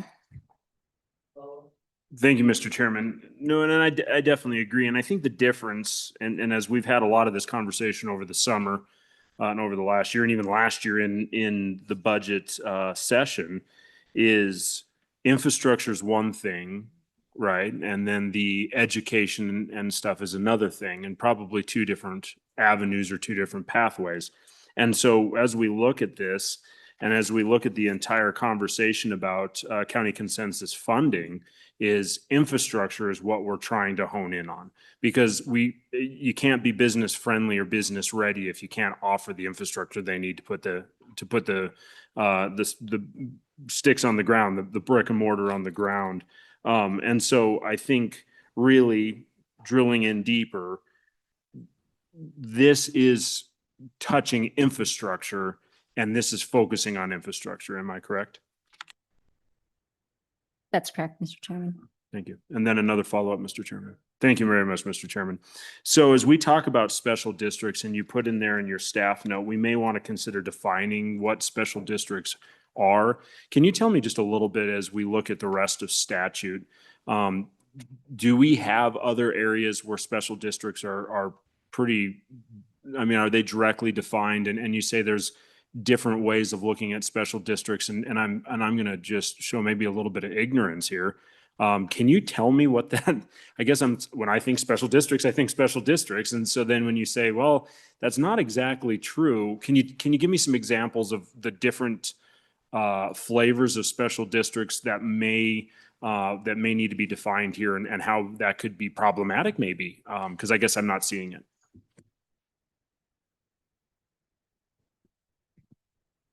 Thank you, Mr. Chairman. Yes, special districts generally are considered, I guess, in the broadest sense, as a governmental corporation that is set up to do one particular thing, maybe an irrigation district or recreation district, wastewater district, cemetery district, and generally they're set up and they're given the authority to tax or to implement mills, and only for that specific purpose. And when it's done for that specific purpose, for that whatever geographical limitation it's not generally subject to the state's constitutional debt limitations. And they might have bonding authority, and they might have, most of them have authority to implement mills or to tax, but it's just for those entities within, just for those individuals, and it serves the public, but it's within that district for that specific purpose. So Wyoming statutes grow related to special districts and more are developed, and they sometimes get out of conformance. There's been several efforts, I think the latest in 2017, to try to conform special districts and create some uniformity in how the elections are held. There is a Special Districts Act.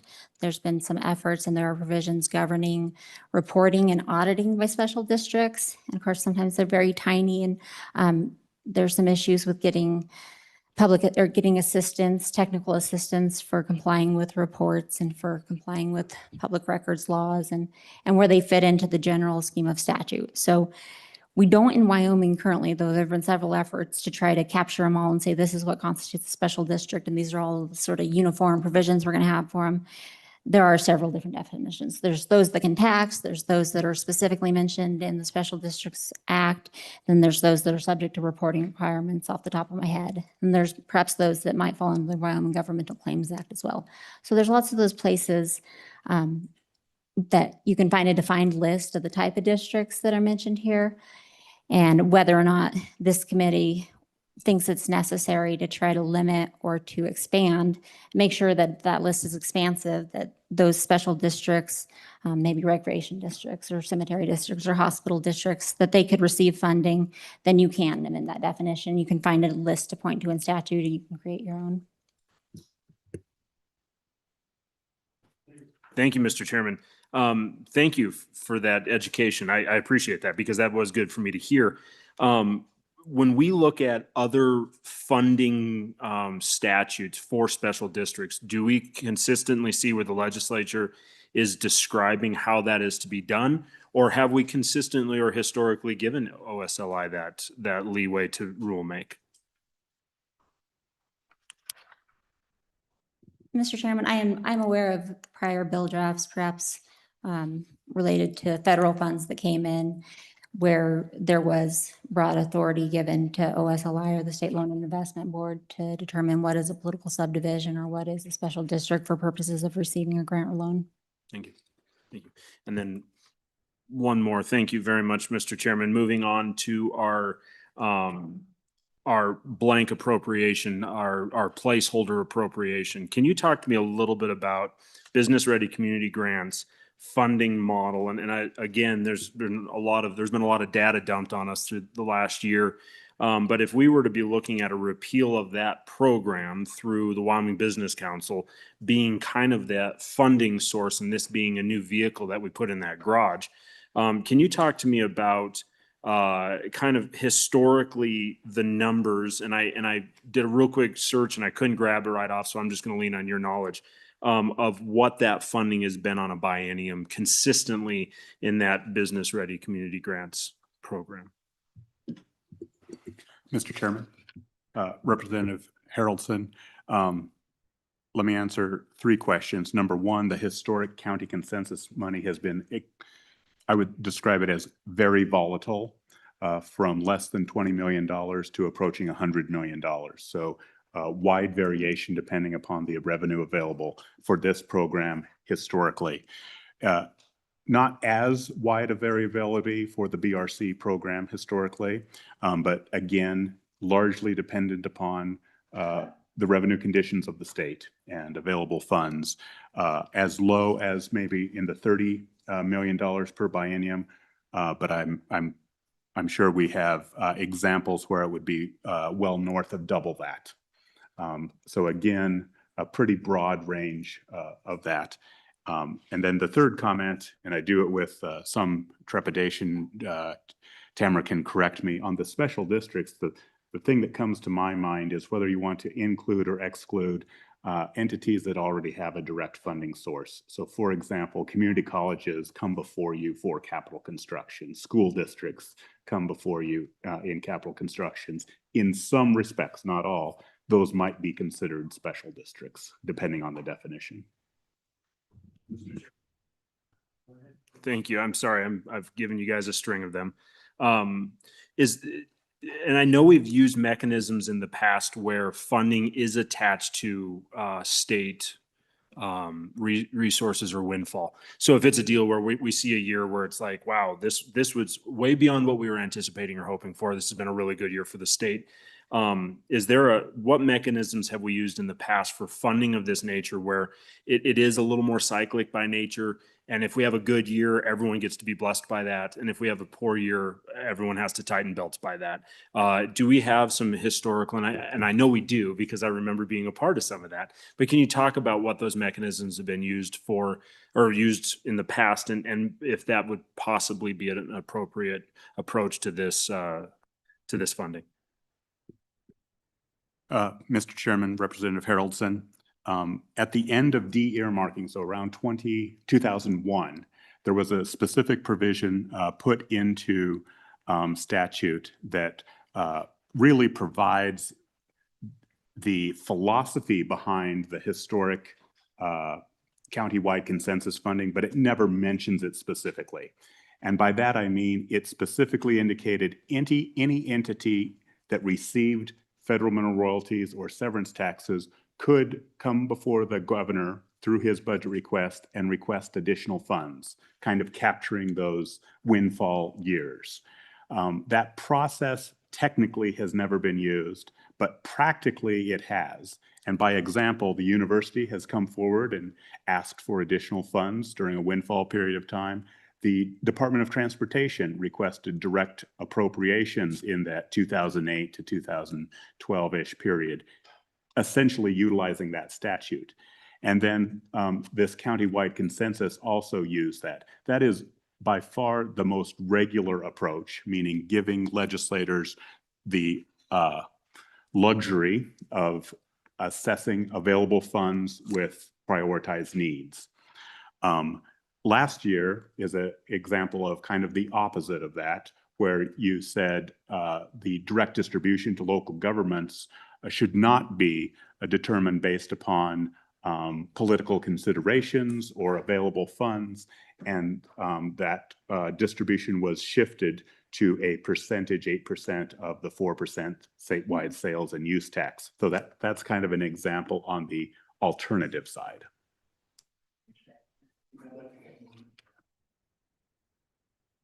Questions? Mr. Co-Chair? Sorry. No, please go ahead. I have three, so I'll do one at a time. But first of all, Mr. Valley, what's your interpretation of what happens if consensus is not found by a particular community for their portion of the funds for a particular year? I want to know what happens to those funds for that year.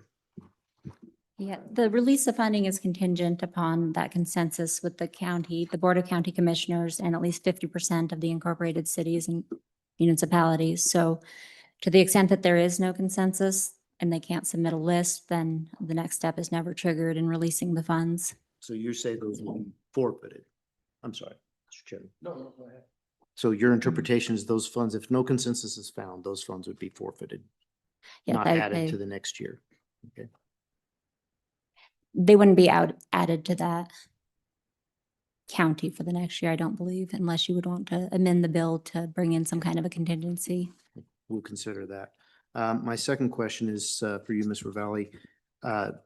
Page 9, subsection H, it talks about, this getting advice from the Wyoming Business Council. I don't think there's anything that precludes the OSLI from doing that if they wish, but this seems in direct contradiction to page 8, Romanet 4, where we basically tell the OSLI, you shall distribute this money once you have a complete application. I think that was the way the director described it. So is there a need for this subparagraph H? Thank you, Mr. Chairman. I do not believe the bill would be materially changed if you removed subsection H from it. I don't believe the practice or existing allowance of entities working together and providing information. Okay, I'm sorry, on the first question, I failed to ask, where is the Minerals Committee at on total dollars for this particular issue? I think you can phone a friend there. Mr. Chairman, and my thanks to colleagues that were monitoring. They landed at, from what I understand, $100 million for the biennium. So 100 per year for the next 2 years. So 200 per biennium. Okay. Mr. Chairman, my third and final question, if I may. This one will require that people follow along with me, and I'm going to go slow so that the public can catch up or stay with us. If you'll go to wyoledge.gov, members of the committee and public, And on wildledge.gov, go to state finances. Under state finances, I should slow down. Go to the data book. Under the data book, go to general operations of government. Under general operations of government, go to the second link, which is revenue flow charts. Once you have that PDF opened up, scroll down to page 2, which is estimated distribution for fiscal year 2025 severance taxes. So I'm getting to the question here, Mr. Chairman. In the middle of this sheet, you'll see distribution of all, quote, other statutory, end quote, severance tax up to 155 million. My question for you, Director, is how difficult would it be statutorily for us to change the cap of 155 million to include whatever we determine to be the funding source or funding amount, and include it in this, under this cap, and just change the percentages for things like general fund, water 1, 2, and 3, cities, towns and counties, CapCon, road construction, counties, and highway fund? Would that be difficult, or is that something that we can accomplish in this bill? Mr. Chairman, I think the question is, can you have a continuing source of funds from the severance taxes such that all other entities are held harmless except for the state general fund, and that cities, towns, and counties would benefit from whatever amount you determine to be ongoing? And I think that is absolutely achievable. It takes a little bit of math to do it, but it is possible. Mr. Chairman, just to be clear, I don't even want the general fund to be impacted. So in other words, I'm saying raise the cap from 155 million to, for instance, if we use the Minerals Committee's number of 100 million per year, these are one-year numbers, we would change the $155 million cap to 255 million and then add the community consensus grants as one of the listed items and adjust the percentages. Thank you for the clarification, Mr. Chairman, Representative. Quite frankly, that's even easier. Okay.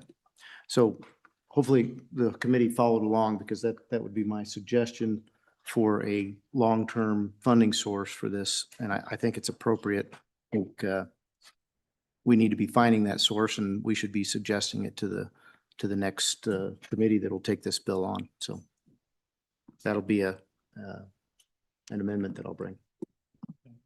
Other questions? Representative Allen. Thank you, Mr. Chairman. Just for a little clarification, if 50% of the communities vote for a project, what does the county consensus have? Can the county say, no, we don't want that? Or how does that work? Because it really doesn't explain it. It just says 50% of the communities.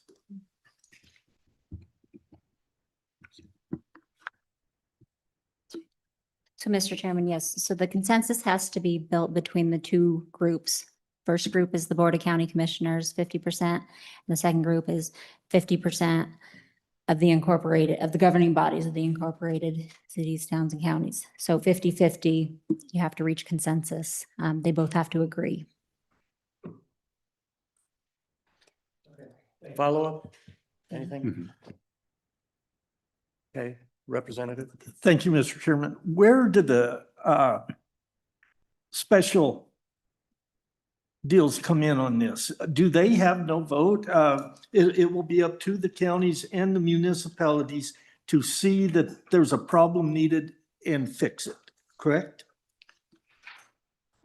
Yes, Mr. Chairman, that's correct. The special districts could receive funding for eligible projects if those eligible projects are submitted by cities, towns, and counties and are agreed to by county commissioners and then the incorporated cities and towns. So they have to convince the cities and towns to like their projects, and the Board of County Commissioners as well.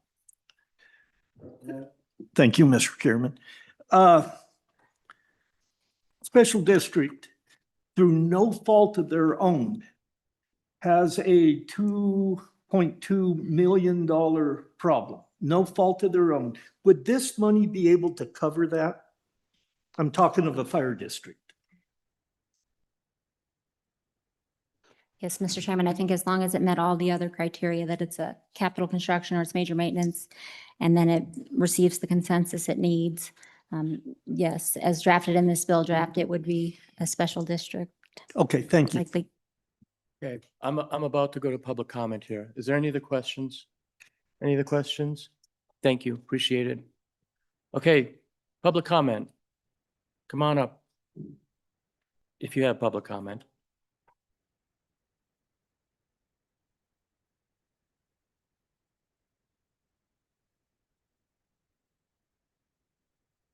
Good morning.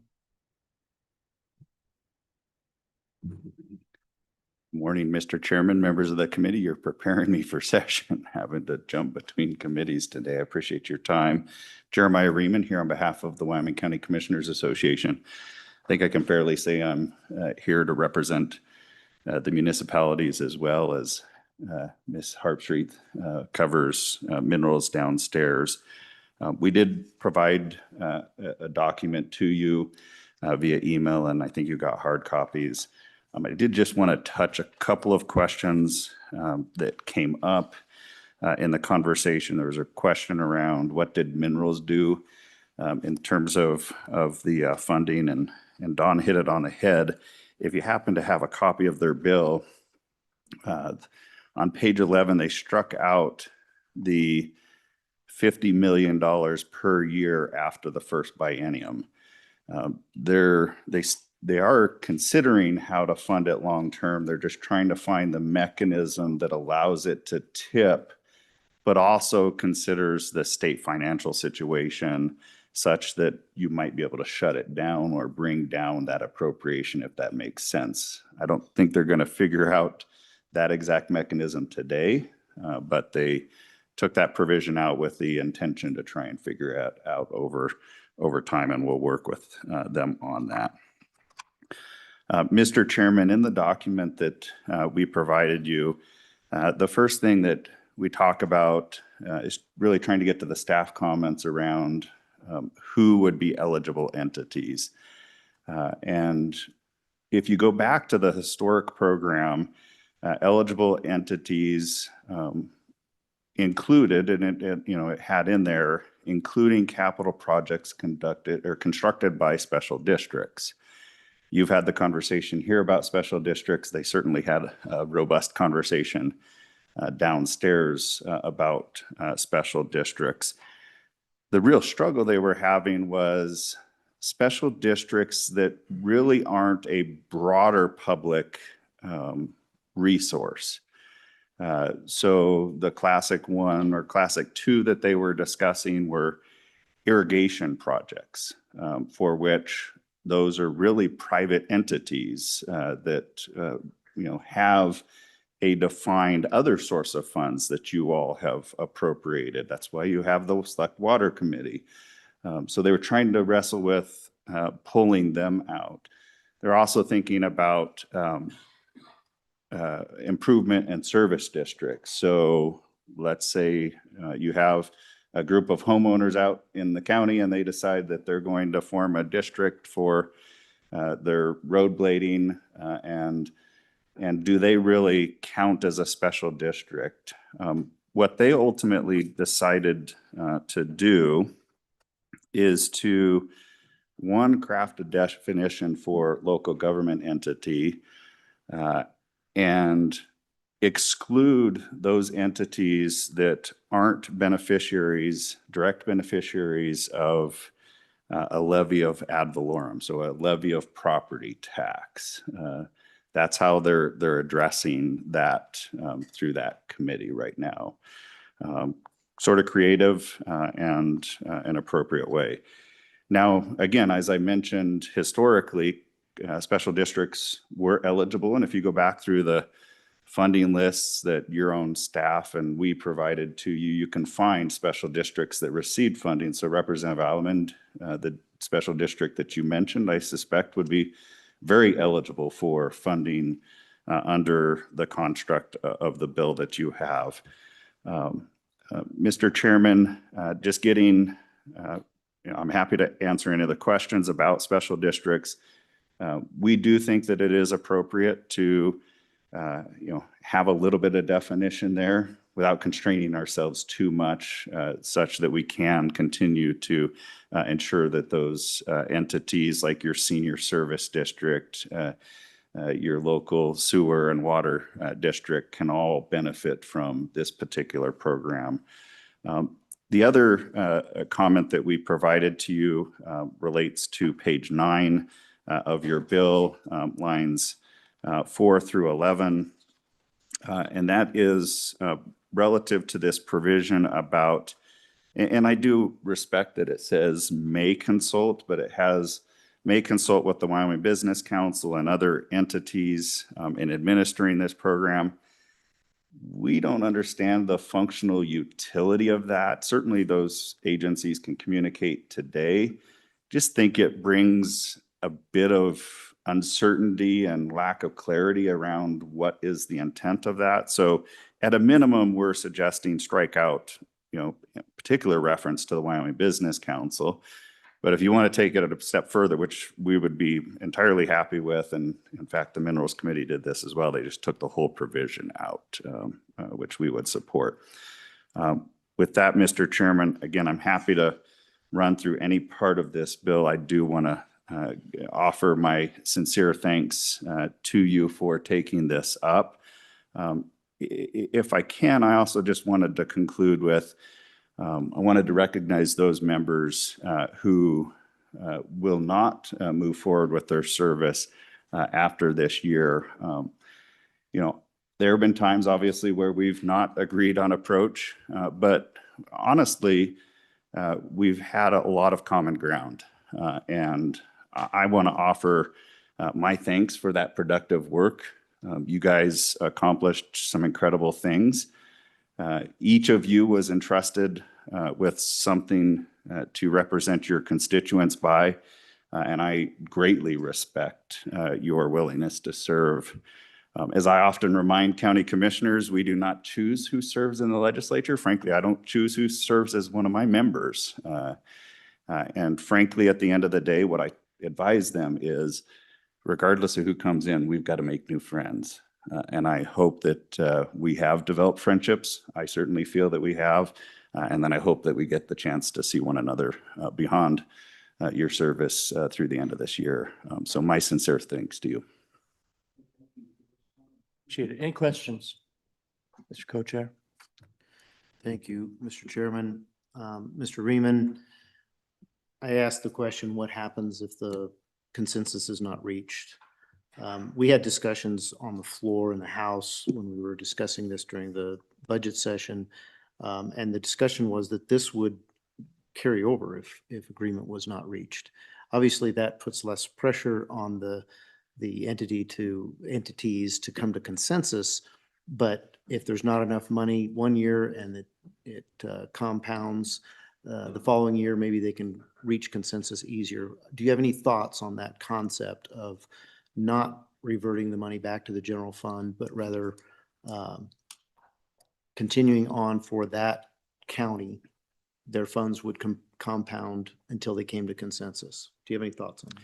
Yeah, Mr. Chairman, the great thing is that at least historically, I'm not aware of any instance where the counties and municipalities weren't able to come to consensus. So I think we've got that as a backdrop. And I certainly expect that that will continue into the future.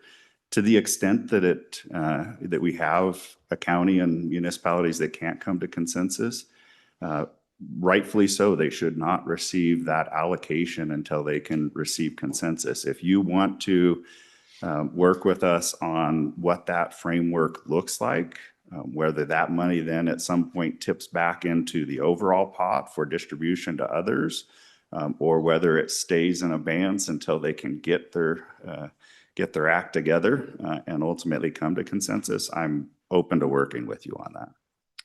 Well, Mr. Chairman, if I may, I can see situations where even they do come to consensus, but the project is so large and their available funds are so small that they would be benefited by holding off until the funds built up to enough where they could actually use the funds to complete the project. So I think I mean, this is their funds that the state has allocated for their entity. So penalizing them, whether it's a lack of consensus or whether they prefer to just move on to the next year where it's a larger sum, either one, it would be good that those funds were still available to that community. Yep, Mr. Chairman, Co-Chairman Bear, I absolutely agree. And I will say that the language on page 10, provision K, lines 2 through 9, that's the 4-year encumbrance. I struggled with that language a little bit because it is entirely possible that you're going to have an entity that they have a defined project. They've got to stack money for a few years. Maybe that's 5 years that it takes them to get there. And you've got the word, I think, encumbered in there. It was allocated for the project. It's dedicated for that. We're saving it for it, but it's not necessarily encumbered. We might want to think about how we approach that particular language. Totally get that we shouldn't be just sitting on money. And that's part of why, the definitions that we put together for you and that you've incorporated, and in particular, is it the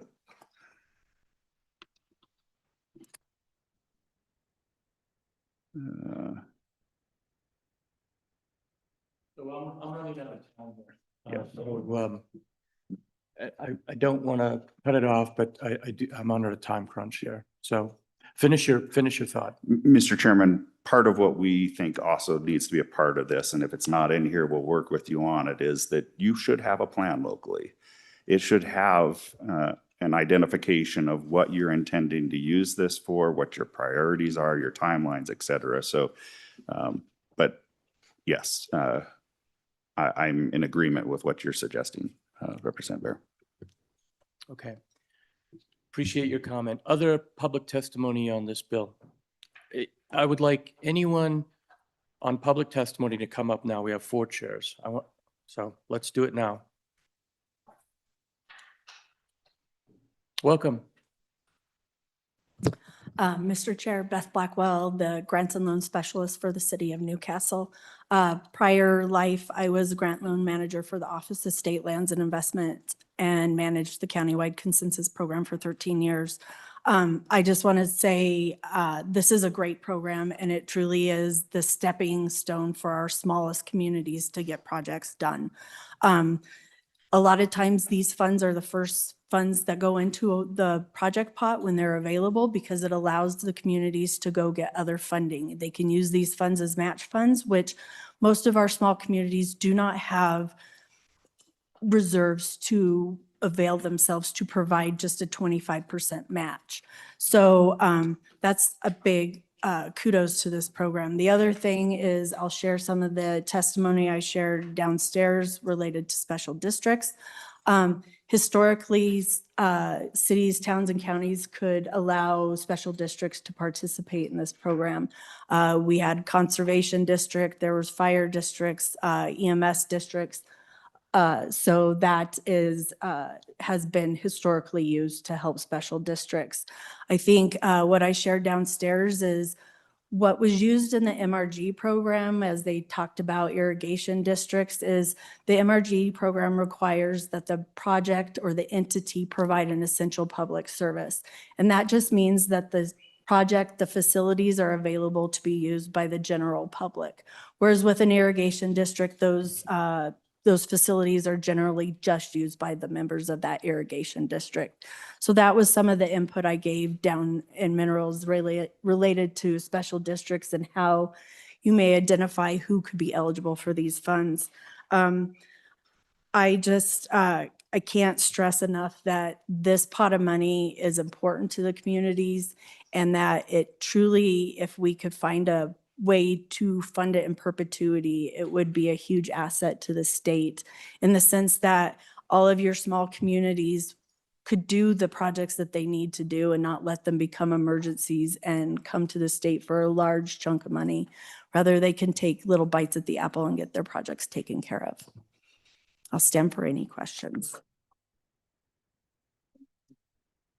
The one other thing I would like to add, sorry, is that related to the 4-year relinquishment time period, a lot of times, as you guys discussed, communities are trying to get large projects done. And so they're taking every piece of project money they can get. A lot of times it'll take 5 years for a community just to get the funding together to do a project that they had planned 10 years before. So. Public comment on this. Okay, I will close public comment on 27 LSO 41. Committee, what's your pleasure? Mr. Co-Chair. I'd say that we should discuss the bill, make some amendments, and then carry it over to the next meeting. That's what we'll do. Okay. Any amendments? Representative Pendergraph. Thank you, Mr. Chairman, and it may, I have a concern. And this came up in school facilities a couple of years ago. Representative Lloyd Larson brought some ideas concerning routine maintenance and then overall replacement. I have a background in maintenance and I've seen it once, I've seen it 100 times. Sometimes routine maintenance gets neglected or put aside with the idea that if this fails, then we'll get a new one, we'll take care of it. I feel at some point there needs to be language, and I have an idea of that, which I might be willing to bring later in the interest of time.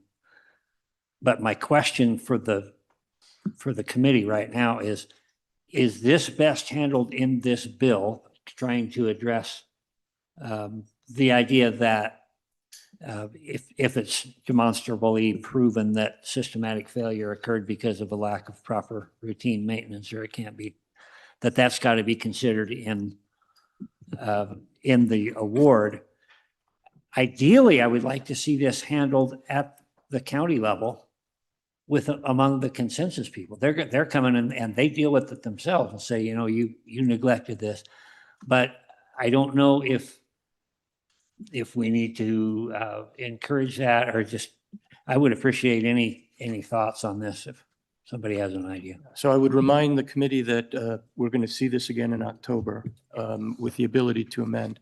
Mr. Co-Chair. I'll just briefly say that that's a county issue, and if I agree with the sentiment of my vice chairman, but we need to get our own house in order first. So let's take care of state buildings that way. Let's let counties deal with their maintenance and their capital construction in their own decision making. Any amendments? Mr. Co-Chair. I have three. First, I would make an amendment to strike on page 9, lines 4 through 11, subparagraph H. Is there a second? Any discussion? Any discussion? All those in favor say aye. Aye. Those opposed? Carried. Next amendment. My next amendment is that, and this is just conceptual, that the funds would carry over if they were not, either consensus wasn't reached or the community decided that they wanted to wait until funds were a larger amount for their community. And I will point out that these funds are being invested by the treasurer, which probably can't really be effectively done by the community. So if they scramble to get the money, it will not grow as it will in our treasury. Whereas if the funds are set aside for that community, they can compile them, and the state will be rewarded with interest and dividends while they do so. Is there a second? Any discussion? Representative Harrelson? Thank you, Mr. Chairman. So just for my clarification, would there be any backstop or deadline on that? Or is it just forever? I mean, they could continue to push that down the road, or is there a point where we draw a line, just more for discussion and clarity than anything? Mr. Chairman, I can foresee no reason why a community wouldn't eventually want to access those dollars. So I don't see our putting a deadline on it being effective. Other discussion? Any other discussion? All those in favor say aye. Aye. Those opposed? Next amendment? My third amendment would be to create a long-term funding source, which I mentioned before. This would be changing the cap for severance taxes from 155 million to whatever number we choose. And I would suggest that we wait until we've worked with the Minerals Committee to determine what that number should be.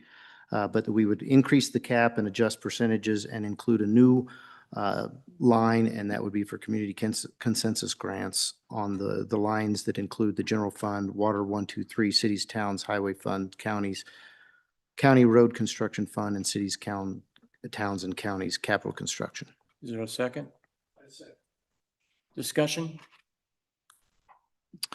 I would add that I think that the BRC funds should be utilized that are available first if that program is repealed. So in the first year, we would use those funds, and any funds that are not available to reach the limit that we agree on with the Minerals Committee would be made up with severance taxes. And then every year after that would be this severance tax cap. Any discussion? All those in favor say aye. Aye. Aye. Those opposed? Any other amendments? Any other amendments? Okay, I think LSO has direction on these three bills. We'll see them in October. Director Richards, what do we have next?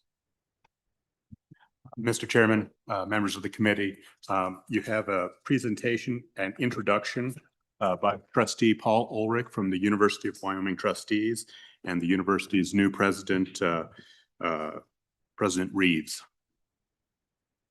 Okay, I've been looking forward to this.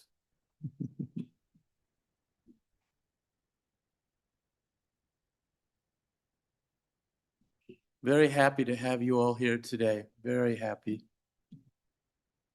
Trustee Ulrich, President Reeves, great pleasure to have you before the Joint Appropriations Committee, all three of you.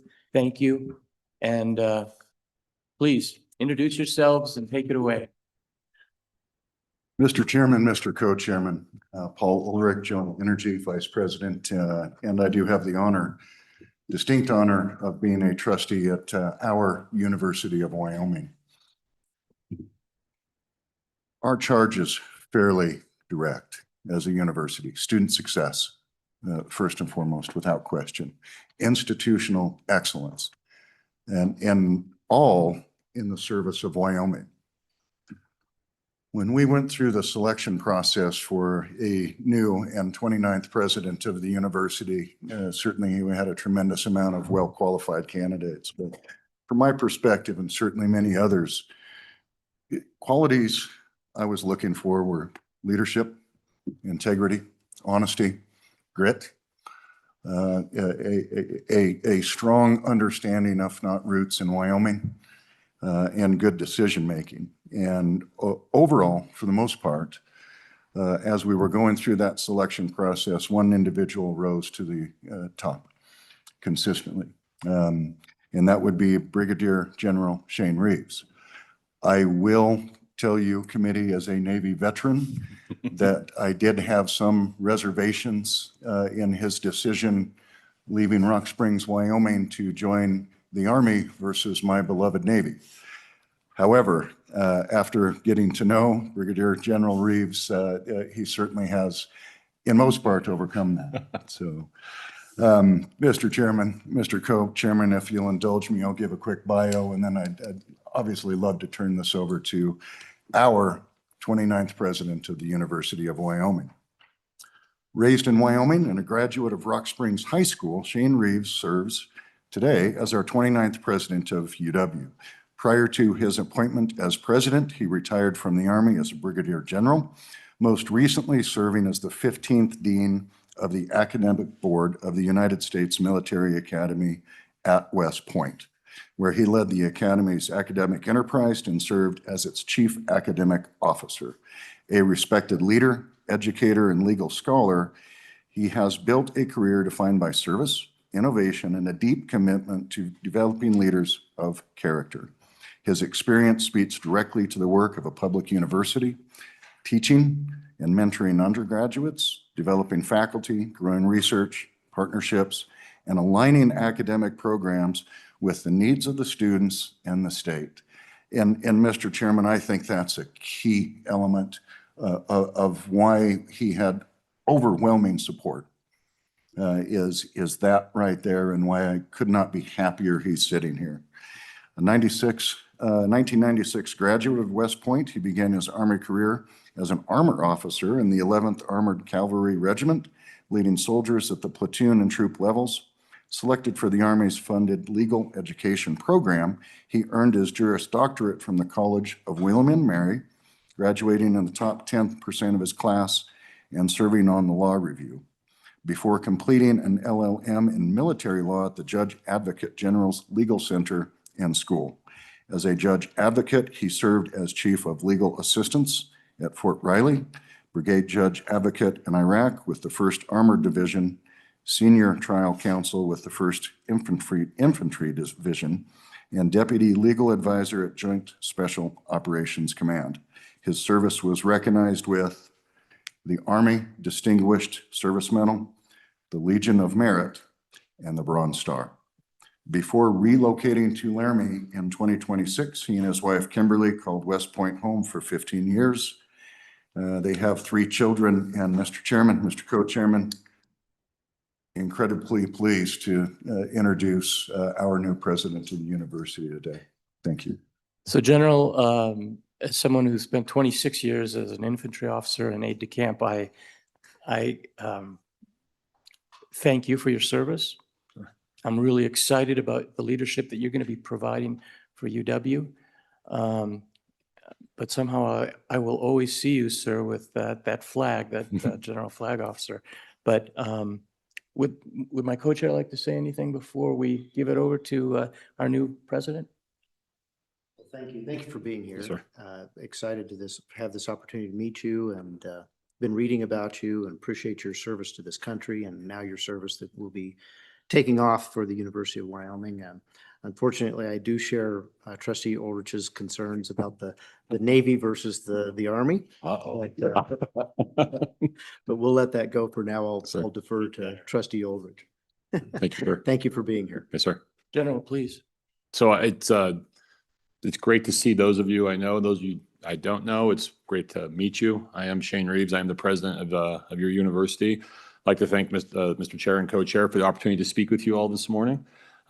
Thanks for Trustee Ulrich for advocating to give us a little bit of time to introduce myself, but I'd also like to introduce Dr. Craig Sheets. He's also, this balances the ledger, but he also spent 30 years in the Army. And if you know, Trustee Ulrich had read his bio, you'd be like, he should be president of the University of Wyoming. I'm exceptionally honored to have him as one of the senior leaders at the university, and he has long roots here in the state. Has a home up and land up in Du Bois, and has spent much time in Wyoming, where he would come for a respite during his long military career. So I'm very much pleased to have Executive Vice President Craig Sheets with me. I really appreciate the bio. I think Trustee Ulrich maybe missed the 2 most important things, which is I lettered twice in Rock Springs High School on the football team. I wish you'd put that in the bio, please, at the bottom. And but I do have to tell you that the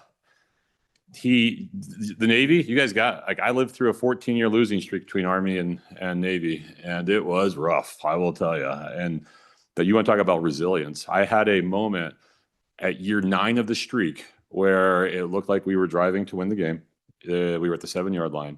I was watching the game, had all my family there, and I had this older gentleman next to me, and I said, oh my gosh, I think we're going to win this game.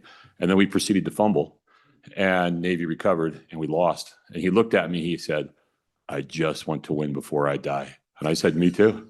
That's all, me too. Just one victory, man. That's all I would need. But I am from Rock Springs. Grew up in Rock Springs.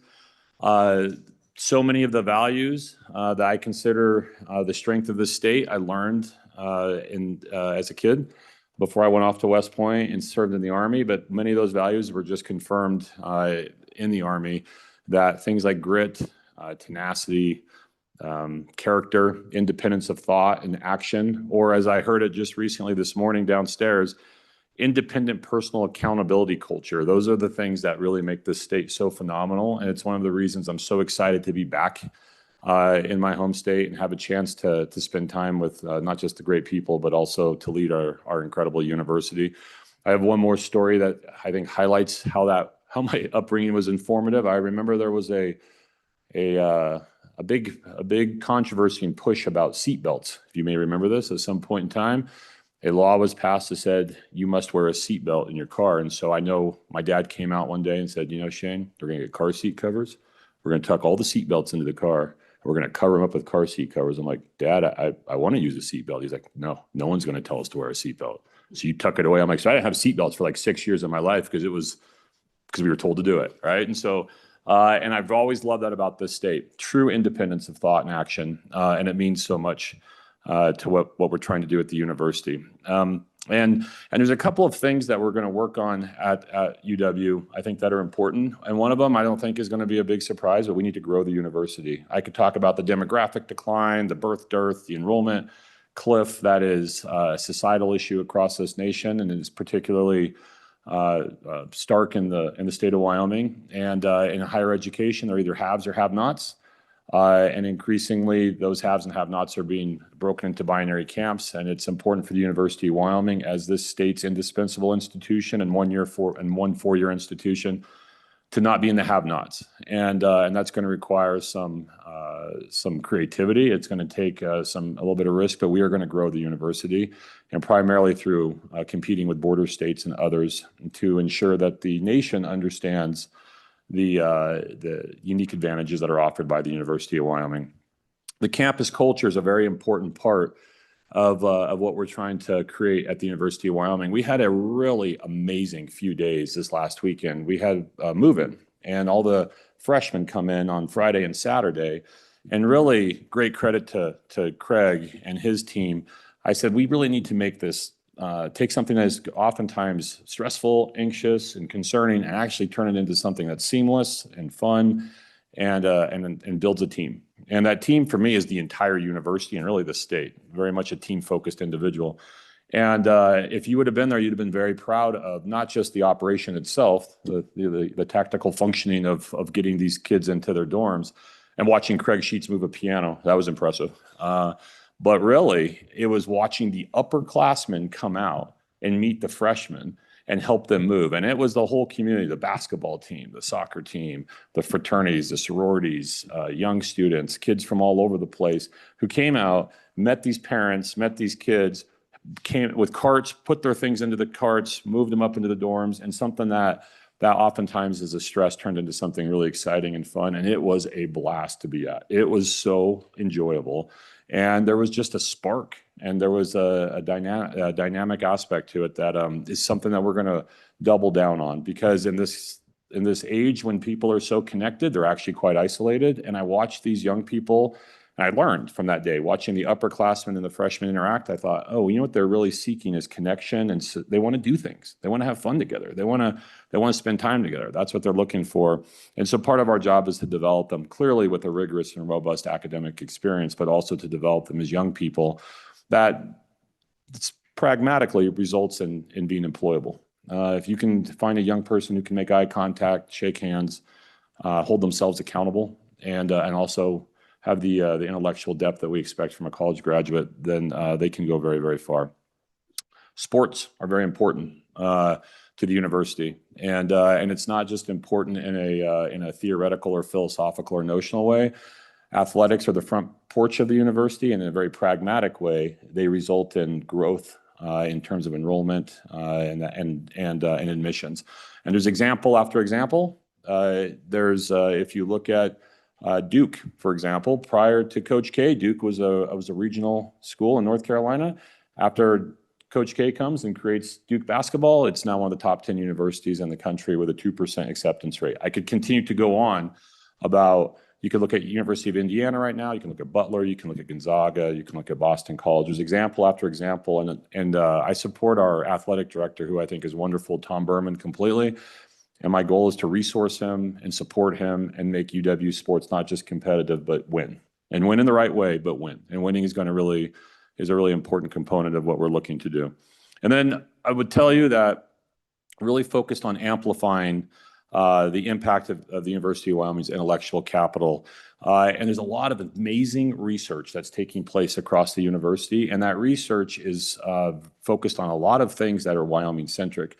connecting that together and connecting it in a laser focused way on whether it's national security or supporting the infrastructure that's required in the AI revolution has great potential benefits for the economic development of the state, as well as providing a certain skill set to our young people as they enter into the workforce. But all of it starts and stops with students and the focus on students and developing those students and making those students young people that we as a state can be very proud of. I am immensely excited to be the president of your university. I would tell you, I would thank you all for your service as you do the great work for the citizens of this state. I really do appreciate it. And having a few moments to watch you all in action, I appreciate how dutiful and somber you all were in those in your activities. I will continue to be all over the state and trying to meet people. I think it's really important for the state to realize that it is the University of Wyoming, and it is for the entire state. And I've had a great time getting to many of the far reaches, and I look forward to continue to do that because one of the things that has been so exciting about being home is to see the people. There are no greater people than the people and the citizens of the state of Wyoming, and connecting with them and letting them know that their university is there for them has been just awesome and fantastic. Thank you all for giving me a bit of time to introduce myself, and thanks for all you're going to do on behalf of the university and our state. So thank you. Thank you. Vice President Dr. Sheets, do you have any comment you'd like to make? Mr. Chair, Mr. Co-Chair, and committee members, I would just add this about coming back to Wyoming. As President Reeves mentioned, in 1998, my family and I roamed around looking for paradise, and we found it in the Wind Rivers, and bought a little postage stamp up there on Union Pass. And when we built the cabin a couple years later, my kids were in elementary school, and we built the cabin ourselves, and they were tool carriers in that endeavor. And to this day, grown and married, one serving in the military, if you ask them where they're from, they say Wyoming. And even though we were roaming around in our active duty years during that period, they were proud to, wherever they go in their world, say that they are native to Wyoming. And that makes me feel really proud to come back and serve this state now in this capacity. And it's an honor to be the executive vice president at your university. So thank you. Well, Mr. President, Mr. Vice President, and Trustee Ulrich, thank you all for being here. If you succeed, the state succeeds. And so we ask you to succeed. I know you will. We wish you to succeed. Very, very briefly, I'll open it up to if anyone has a question for any of our distinguished guests. If not, again, thank you so much. And I know that we'll have interaction in the years ahead, and appreciate you being here today. Thank you so much. Thank you, sir. Appreciate it. So for the committee, we will adjourn and come back at 1:30.